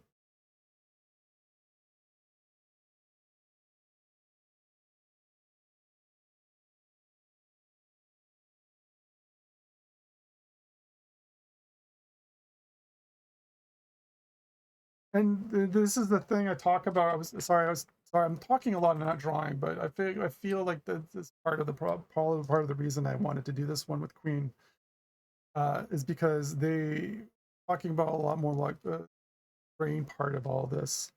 And I'll be honest, I have the cloudy, like I have aphantasia, less so lately, but my level of aphantasia and the level of cloudiness my brain has varies. Okay, sometimes it's very strong, sometimes it's weak. Sometimes I can close my eyes and really kind of see the thing I want to see. The concepts are clear, and sometimes it's not because it's cloudy, because you know I can't see anything. Sometimes it's cloudy because of hypomania and I see too many things. I have too many ideas. It's hard to spotlight just one idea.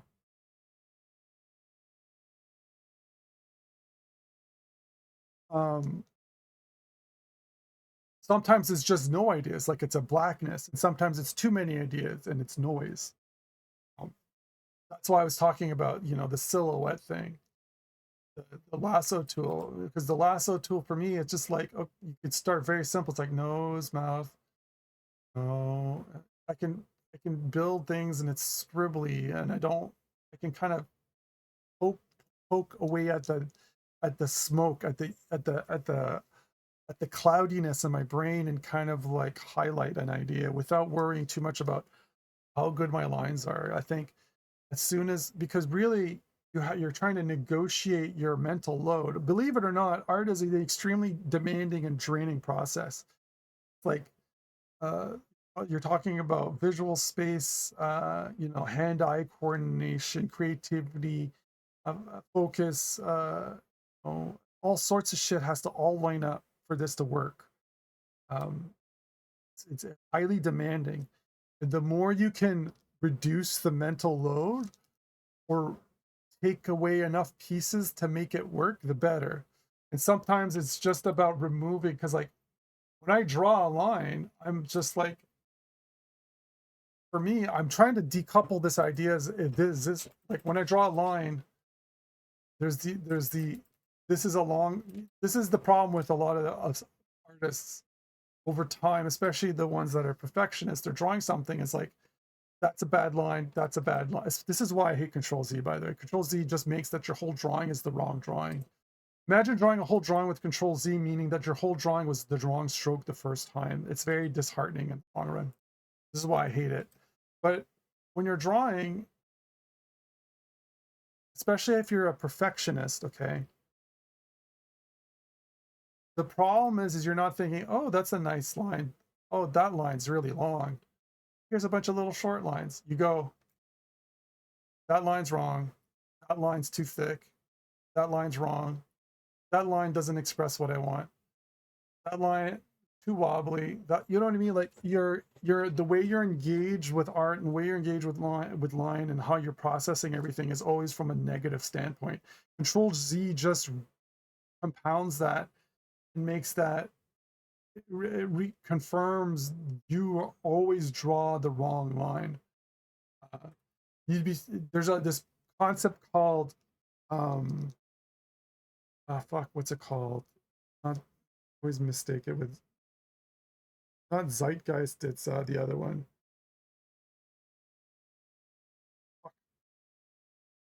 It's where the sum of the parts is are smaller than the whole.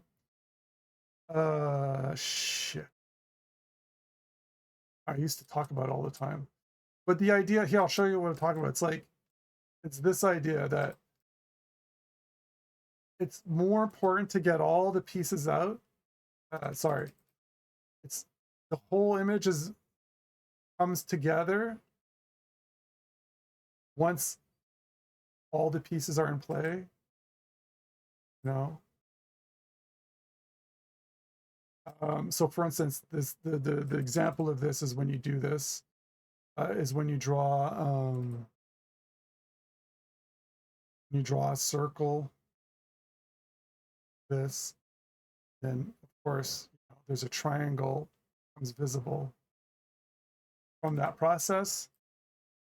A lot of drawing, a lot of sketching is really a race to get to the end because the full image is much more important than each individual stroke, each individual line. And if you're hard on yourself on every single line and you can't get yourself to 50, 60, 70% of the way, you're going to make choices that are too premature. You're going to make a bunch of premature choices and all your lines are going to be negatively fueled, okay? And that's going to really prematurely put a kibosh on the whole image, the whole feeling, the whole idea in general, because what you're doing is you're prematurely deciding on an image that you haven't even had a chance to look at fully yet. Now, inking is a little different because you have a sketch that you can look at, but I think it's important. I think it's important to allow yourself to get a bunch of lines to the wrong place. You know, wobbly lines are just as good. I think this is another point. I kind of want to. There's a lot of things I've been wanting to talk about in YouTube videos, and I don't do them because I've been having a hard time coming to terms with how to communicate these ideas in a natural way that doesn't seem. I feel that I'm not a good communicator in a traditional sense, but I want to communicate these ideas.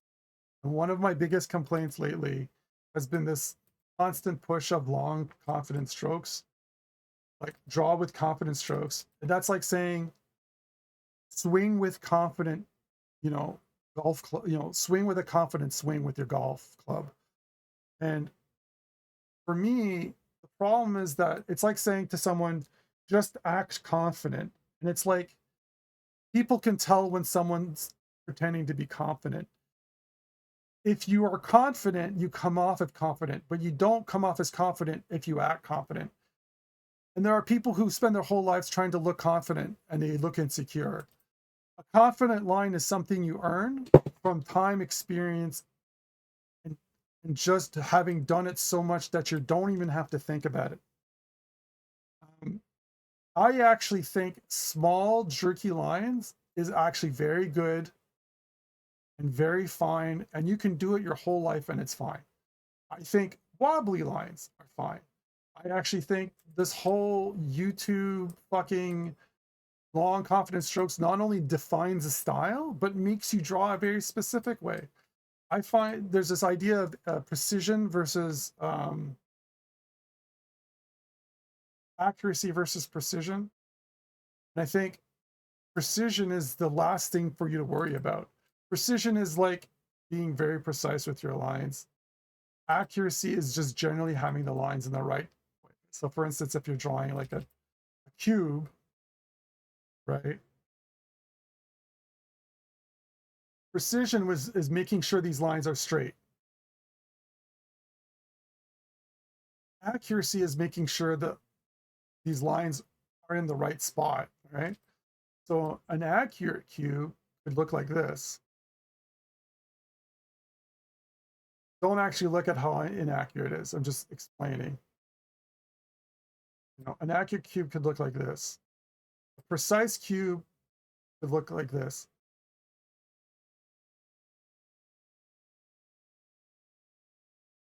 Right? It could be wrong, but the lines themselves could be very precise, very accurate. Sorry, very precise, but the accuracy could be completely off. It's actually okay to draw big fucking wobbly lines. I actually think it's totally fine.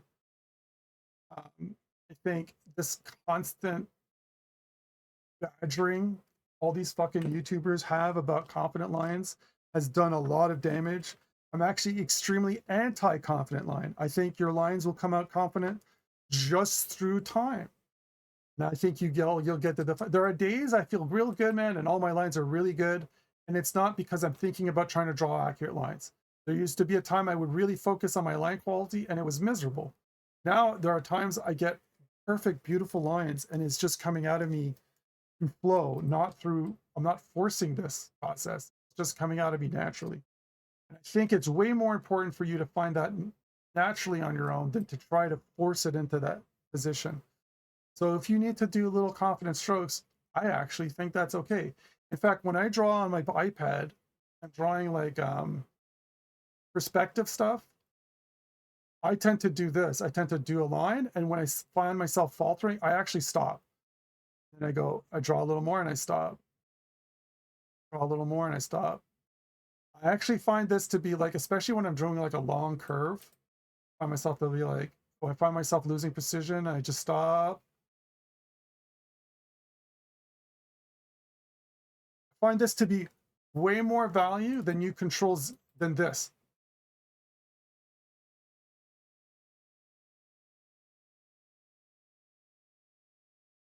This does nothing except reaffirm that your drawings are made out of 50 bad lines and one good line.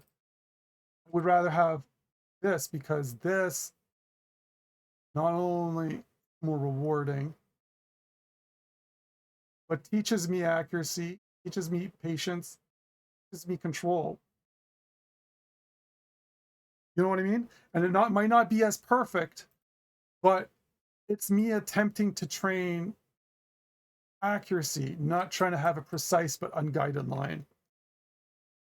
This, as you do this process slower and with intent, same thing for when I draw circles. When you draw circles, I see a lot of people like, okay, I'm going to draw circles, and then they just draw a bunch of circles. Don't just draw a bunch of circles, okay? If you're going to draw circles, I'm going to tell you what I really find has helped me. Start by drawing a circle, and when you find yourself starting to deviate from the circle, stop. Just stop.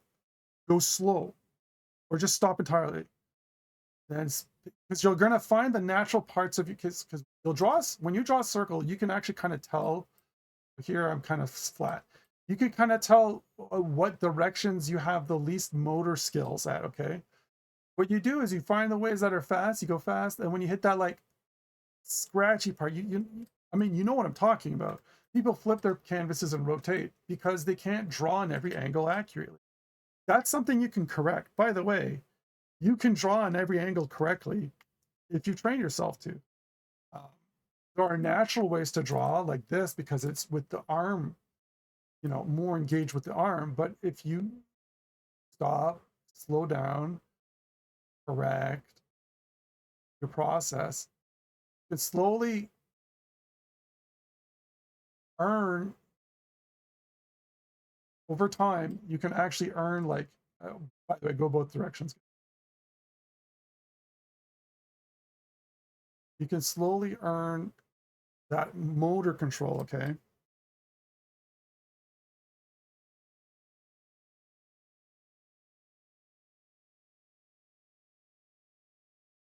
Well, so I think what Shima Pants is talking about is oftentimes, I mean, listen, if you look at Chainsaw Man's work, a lot of his work's kind of scratchy, not confident, and not intentional. I actually find him to be not that great of a draftsman. I'm just going to come out and say it. Sometimes he'll draw a character, let's say like draw like a leg or something. He'll just have like kind of unguided lines, and they're not very nice. The thing is with that guy is he made something people really like story-wise and character-wise. So, and the energy is like chaotic, so in a way it works for him, right? Like your style and your ability and your how much you care. A lot of people like erotic art to be kind of not perfectly drawn and super antiseptic with perfect lines. I actually think I kind of draw the wrong style for what most modern people appreciate from like erotic manga, which is a more kind of free form, high energy style with like a laissez-faire attitude to certain anatomical concepts, because it gives a sort of like crazy manic energy to the art that feeds into like the primal depravity of it, right? If everything's too measured and considered and thought out, then there's like too much it's too labored, and it's too like it kind of detracts from the psychotic energy you're trying to express through it. But a lot of my confident lines aren't lines that are confident because I'm saying I want to draw a confident line. It's because I don't even have to think about it anymore. Like I'm just drawing, and it's because I have the experience, the mileage, the understanding, or recently studied. But those lines are just coming out because like I've practiced and rehearsed that process so many times that it's like an intrinsically part of my system. I think it's very, like I said, it's very damaging for all these artists, all these tutorial people to be like, do long confident strokes, because not only is that going to change how your art looks, it's going to make it look like, you know, uh, Western style animation, which is to do that, long confident strokes. But let me tell you, you won't be so ballsy to do long confident strokes if you're inking or you're working on cells. And if you've ever watched people draw on cells before, it's not long confident strokes, especially people do detail work or line work on cars and stuff. I don't have detailing on cars, not detailing, whatever it's called. They'll have a brush and they'll actually go very slowly, but very precisely and accurately. They're not going like this, not, they're not doing this. They're actually very slow, but very, very, very, very precise. Okay. And there's multiple ways, there's shoulder, there's elbow, and there's wrist, this concept. And some of them use their pinky finger, like I don't know if you guys do brush work, but I use my pinky finger to rest, and then I extend my brush to the tip I want, and then I move the whole arm pinky down, because that'll keep the brush at exactly the distance I want. Because otherwise, a brush will just, dig into the paper and make big fat strokes. But if I just put my pinky down and then rotate the brush tip to be just at the depth I want, and then I move the whole thing as a mass, that's how I get, a very precise thing. So there's all sorts of different ways to approach this, you guys. And it's not just confident strokes, confident strokes, confident strokes. That's just putting the cart before the horse, or the chicken before the egg, or the chicken, or not the chicken, cart before the horse. But I've seen people draw. There's now 2 or 3 people I see when I see them draw. I'll draw with them, and they'll be like, "Oh, draw a person." They'll be like, they'll draw a person, and they'll do a bunch of dashes. Like, they're asking for advice or something. I'd be like, Can you just draw that person, but like draw their silhouette very slowly?" And they'll just repeat this process. And I think confident, this whole confident stroke buggery has put it in their mind that they can't just like build up things very slowly, or just have a slow wobbly line. You know what I mean?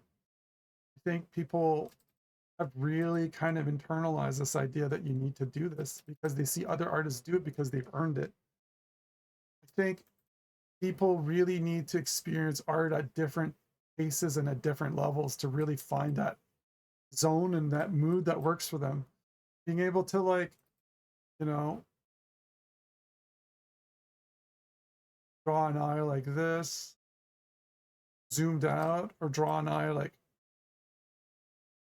with precision, you know, or draw like a hatched eye. There's artists that draw eyes like that. I really actually like this kind of style. Eyebrows, super hatched, lots of lines, because it's just has a different vibe. It just looks different. And you can't draw this with arcs. You can't draw an eye like this with long, confident strokes. This is a style completely inaccessible to you now if you take long, confident strokes to heart. Long, confident strokes are for inkers, okay? Really, they're for inkers and cleanup artists. And it's something they've earned over years of doing that job. But I think it's just, I would say to this point, destructive advice. I think it's very bad advice. I think it's hard to communicate why it's bad advice in general, because it sounds like good advice, and it generally, in a way, is good advice, because people get stuck in this kind of scratchy mode and they never like break out of it. But I find that long confidence strokes to be just as bad advice, because it becomes this, you imitate a process you think should help you instead of striving to earn that. What it's like, it's outside in. Like if you see someone skiing really good because they're wearing, you know, a full body ski suit, it's like saying, well, wear a full body ski suit. And that's not why these ski well. They've earned a full body, you know, like a spandex, you know, low friction ski suit, because they've skied so much they know that that's important for them now, because they're trying to shave seconds off their fucking thing. But just telling people to do something that a high performance person does because that gives them the hyper, it's like like I said, cart before the horse. And it really, you shouldn't be worrying about long confident strokes until you get to a point where they sort of come out on their own. Then you can start thinking about how long confident strokes can work into your system, or how accuracy can, right? Like this process where it's like, okay, I got pretty good line control. I think I want to like work on improving it. There's other things where people, like, if you follow a bunch of like comic book inkers, they talk about visualizing and pre-drawing. So let's say there's like this thing to draw, and they'll go like, you'll see them talk about it. They'll be like, draw, they'll go through the process, they'll do it a bunch of times. They'll do this process, they'll just go over this line over and over. And then they'll like did it terribly because this is not part of my process. But you'll literally watch them and they'll like pre-draw. So they're basically doing this Control Z process a bunch of times without doing it. They're rehearsing the line over and over and over until they feel like their brain's really like soaked in that mechanical process, and then they'll draw it. So even high level comic book artists who do only confidence strokes all the time pre-draw confidence strokes constantly. So once again, like, without communicating exactly what that is, it's just kind of bad advice, and puts these people in a mindset that they're having to do something because that's what good artists do. And it's just like, that's a side effect of full mechanical and mental like internalization of line work. Like that's just something that happens because you've earned it. It's just come out from the process. It's like a side effect almost.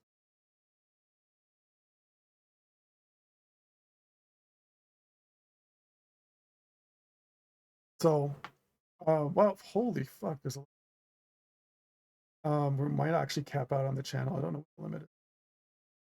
18 out of 25. Sorry to how long I've been recording for. Glad I recorded this. An hour and a half, almost 2 hours. Um, so the question is, Queen, have I kind of answered? I could talk about this for quite a lot more time, specifically motivation, natural rhythm, and a lot of these ideas. over and over. I don't think I don't want to overwhelm you with this now, but I feel maybe this is kind of captured enough for you to maybe find some footing on what you want to do about this. And then I'll talk about what uh, Shiratori was asking about. And I want to be clear, guys. I'm by no means a top artist. I'd say I'm advanced in certain skills. I'd say I'm mediocre to advanced to uh, intermediate in others. I'd say I'm very skilled in some very minor things. And I still struggle from time to time with very basic concepts. And I should be leagues ahead on my skills if I had, if all the pieces lined up.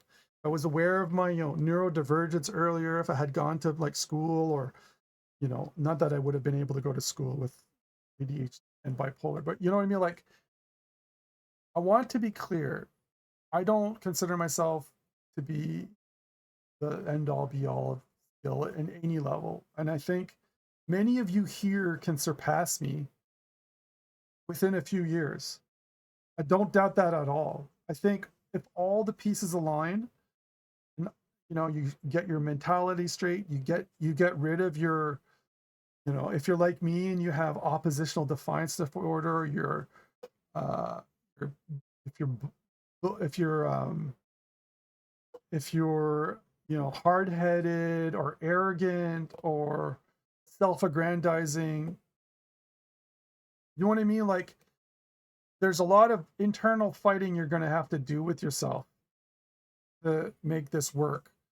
And half of art is managing your personality, your emotions, your brain, your ego, to really improve. You accepting, for as much as you've learned, there's more to learn, and then how to internalize and rationalize all your processes, how to find when to improve your art and when to give yourself a break. And if you're in a down slope, find ways to engage with art that isn't about high demand, high anxiety, high exhaustion activities, and more about just observing, recollecting, project management, et cetera, et cetera.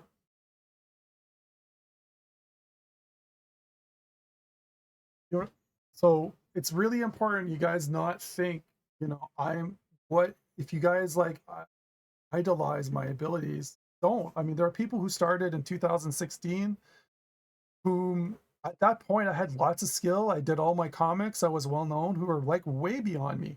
10 years is a lot of time for someone to get good, especially if they're young and they have all the time in the world, especially if they're a student or young or got free time or have the right head on their shoulders or the right guidance. Um, and it's not just all those things align. Some people have all the pieces and just don't have the brain.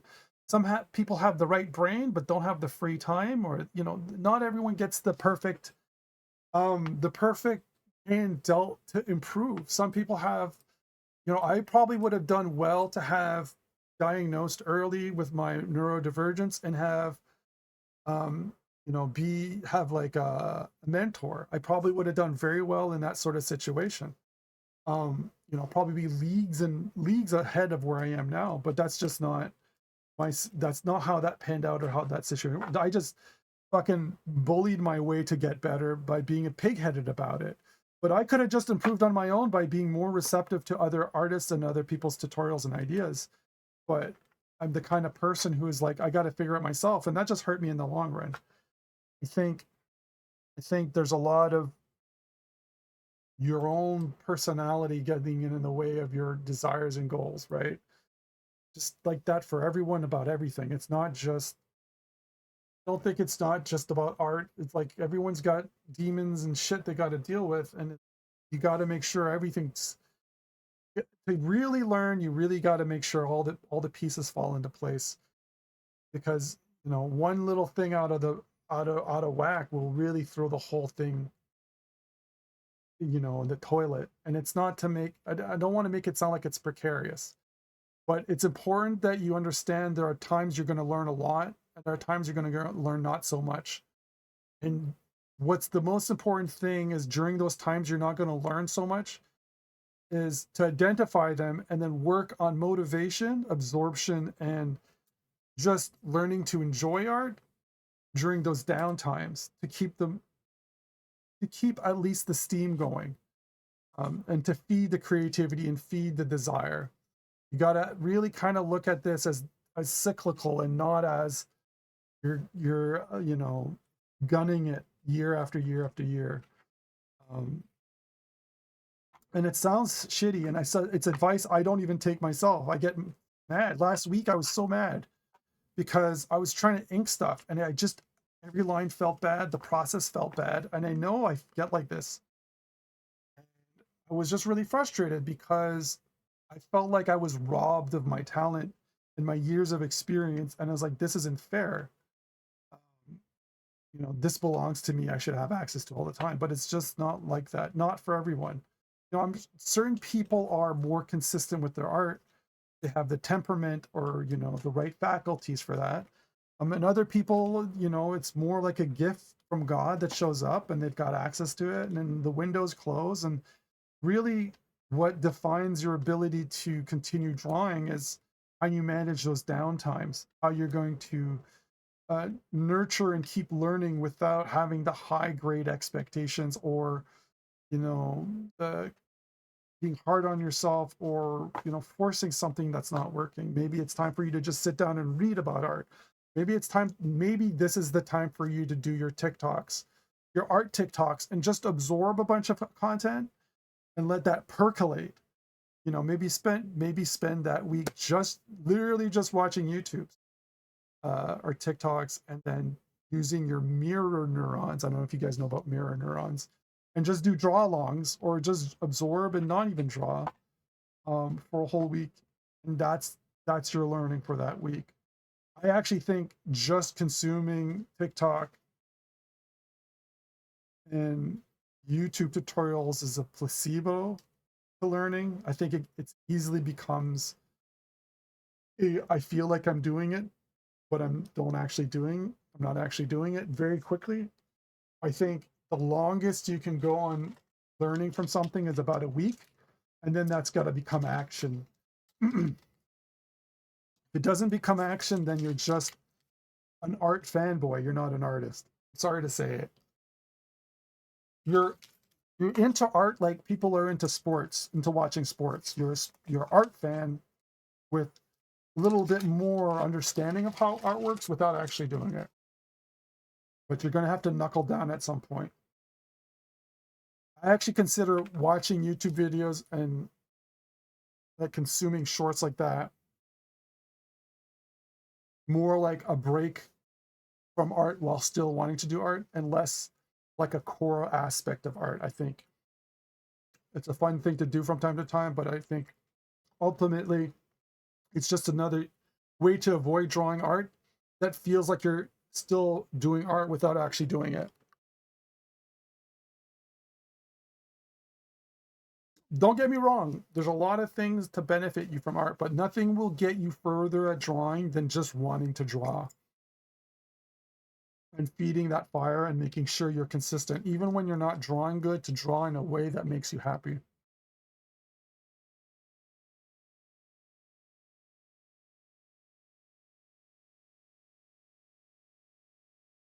Now, we've gotten, I was a little worried about the user count, but we're down to 6. Now, I'm going to wrap up on this point with, I want to talk with Queen about.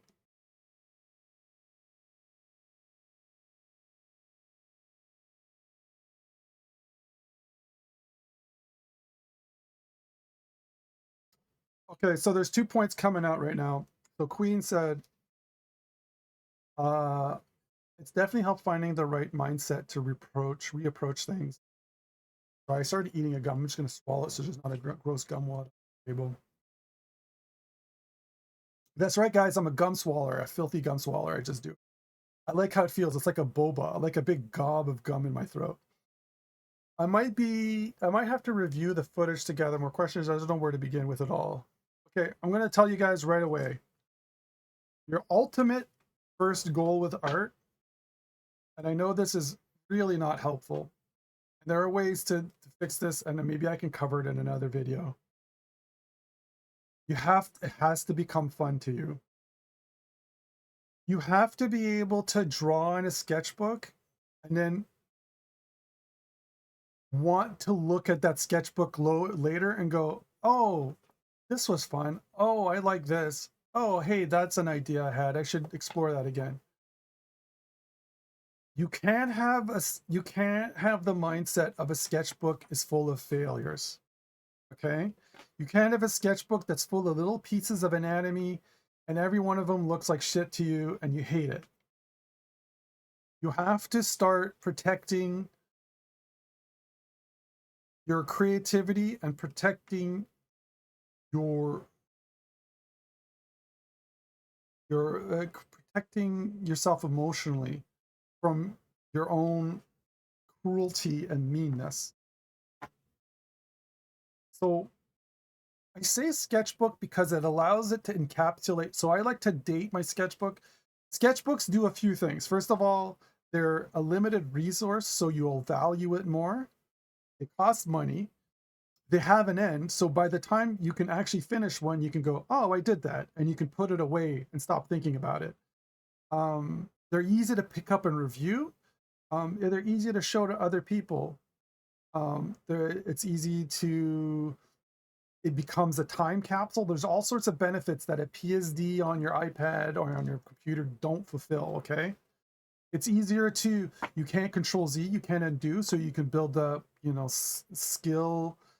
It's easy to write in it if you want it to be a journal. It's easy to experiment with colors, paintings, and all sorts of materials. All sorts of things that digital cannot do. Digital should really be in your mind a way to produce a product, and a way to explore ideas, if you're trying to avoid costing too much money. But your sketchbook should be really personal and should be not an exploration and improving in art, but an exploration and enjoying art. There are some days where I like just drawing with a certain pen. It doesn't matter what I'm drawing. Every stroke feels really nice. If I draw something nice, that is incidental to the process. There are days where I just want to color fill, and there are days where I can really nail, my inking game is really high. And I can draw a really nice drawing I can show to everybody.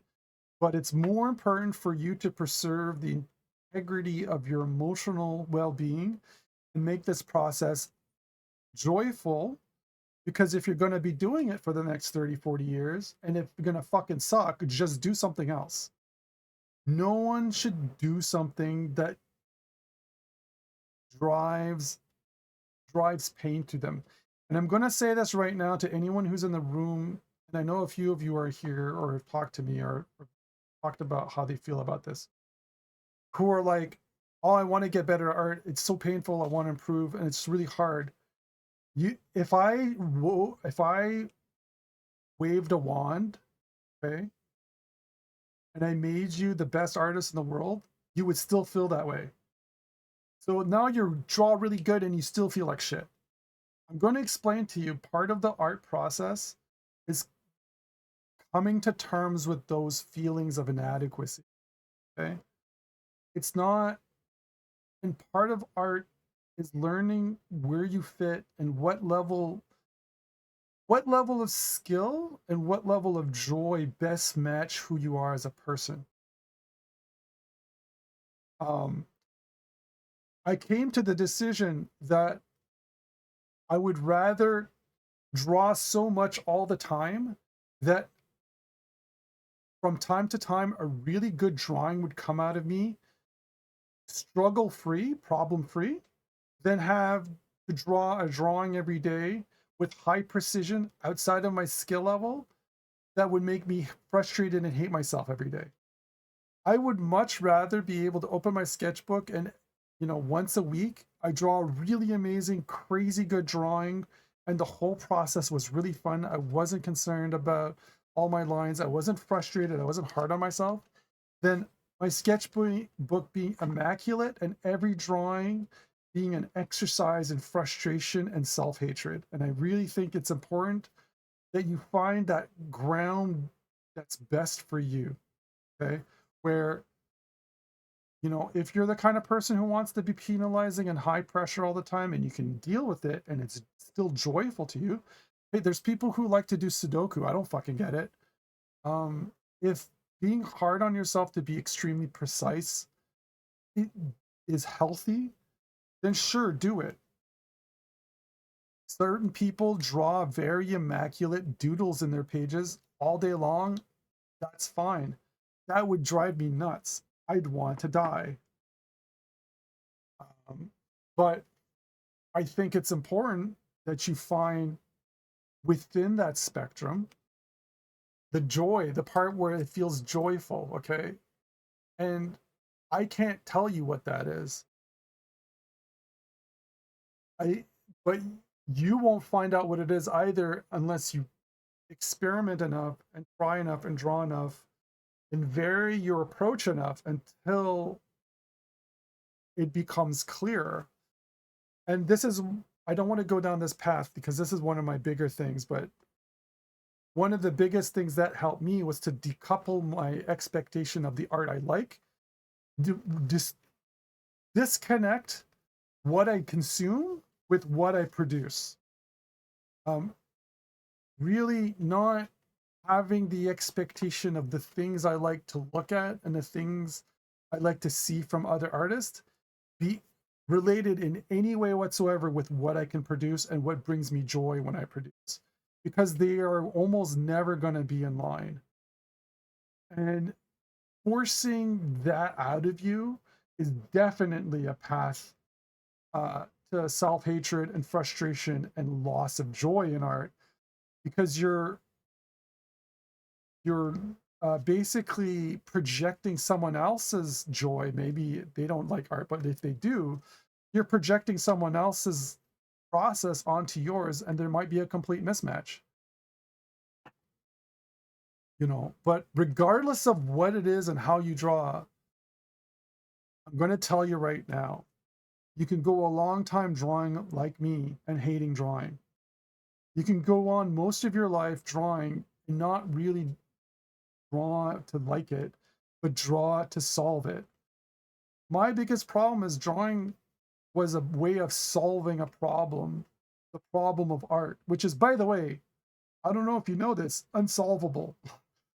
You cannot solve art, but you can solve skill gaps and you can solve the problem of anatomy.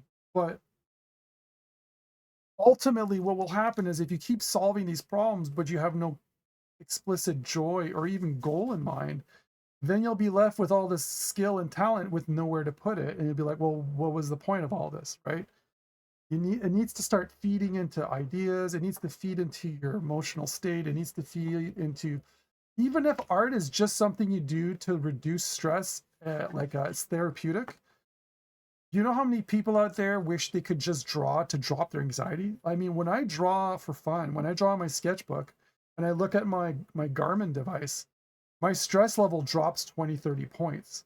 There are people out there who would kill for a drug-free stress reduction process that was consistent and reliable. So even if drawing doesn't do anything except just give you a little bit of joy, reduce, you know, increase serotonin and reduce anxiety, stress, and frustration, that alone is worth gold to many people. There are a lot of people out there drugged out of their minds who are don't know how to manage their anxiety, don't know how to manage their self-hate, don't know how to self-love. That drawing can solve, and drawing can just be that. It can just be that for you.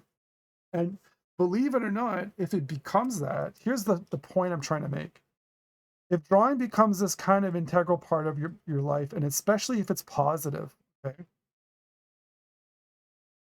then the challenge of improving becomes easier because you want to do it, and you're so heavily exposed to illustration that it becomes a natural part of your daily process, to the point where it comes out of you um, kind of in a way where you don't even have to think about it, um, and if it comes out of you in a way that's a very natural way, you might find yourself more motivated to improve because you have the energy, you have the skill factor, you have all this like time time under time drawing, that your ability to draw has improved to the point where the challenges you used to have of improving at anatomy and improving at line work are much more approachable, because you have at least time under,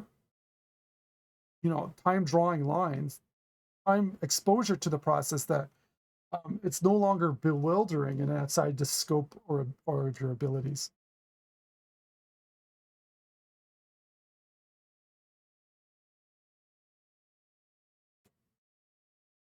And don't get me wrong, it's easy to become complacent.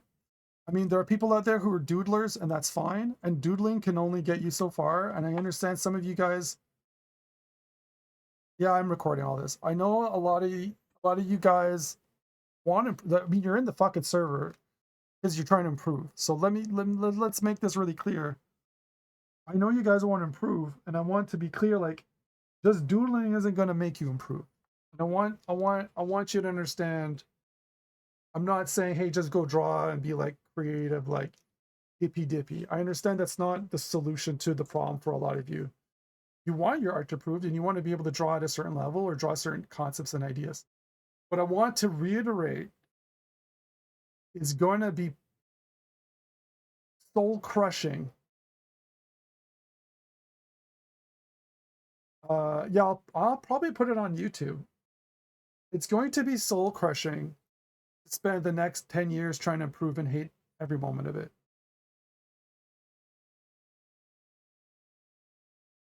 It's a prerequisite to, okay, I'm not going to say finding a joy in art and finding art fun a prerequisite, but it's definitely, to be a nerd, uh, a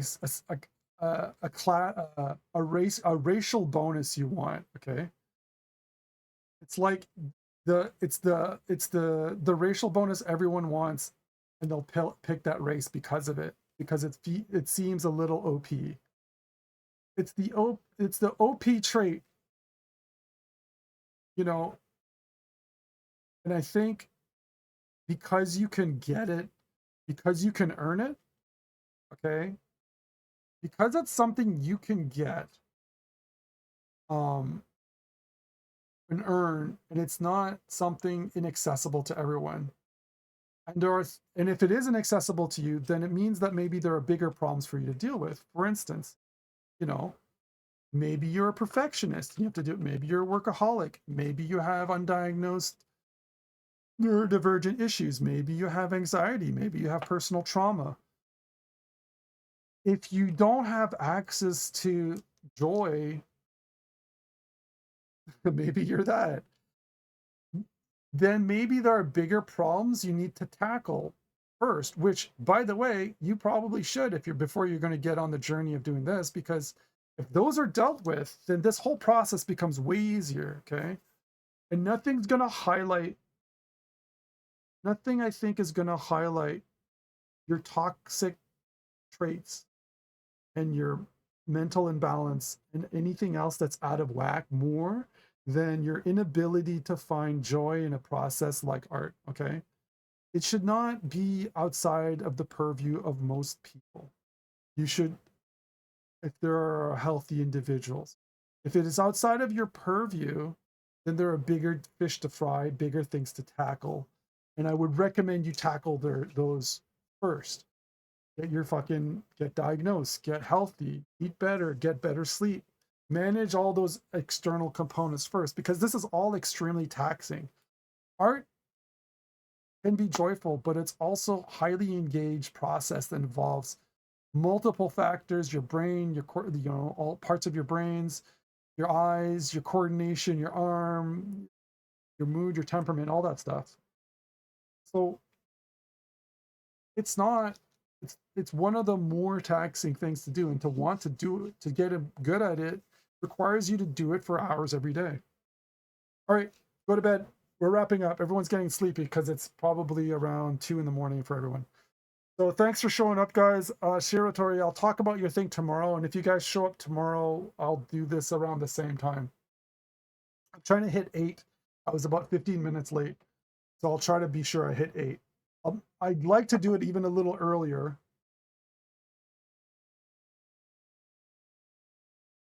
So let me wrap it up now. This thing's 2 hours and 20 minutes. I'm just going to throw this up on YouTube. I don't give a shit anymore about presentation or how it looks. You guys can just go on fucking YouTube, watch this video. And if you're on YouTube now watching it, sorry the fucking video is this long. It's 2.5 minutes, almost 2.5 hours long. I don't give a shit anymore. You guys can just fucking sift through this whole fucking thing, find what you need. I don't care. That's just how I communicate. I communicate like an insane person and I go all over the place, and it's gonna have to be the what value you guys get out of this. So take care, have fun. See you guys tomorrow. We'll try to keep this ball going, and I'll try to answer all your questions one by one until all your questions are answered. Take care, guys. Bye.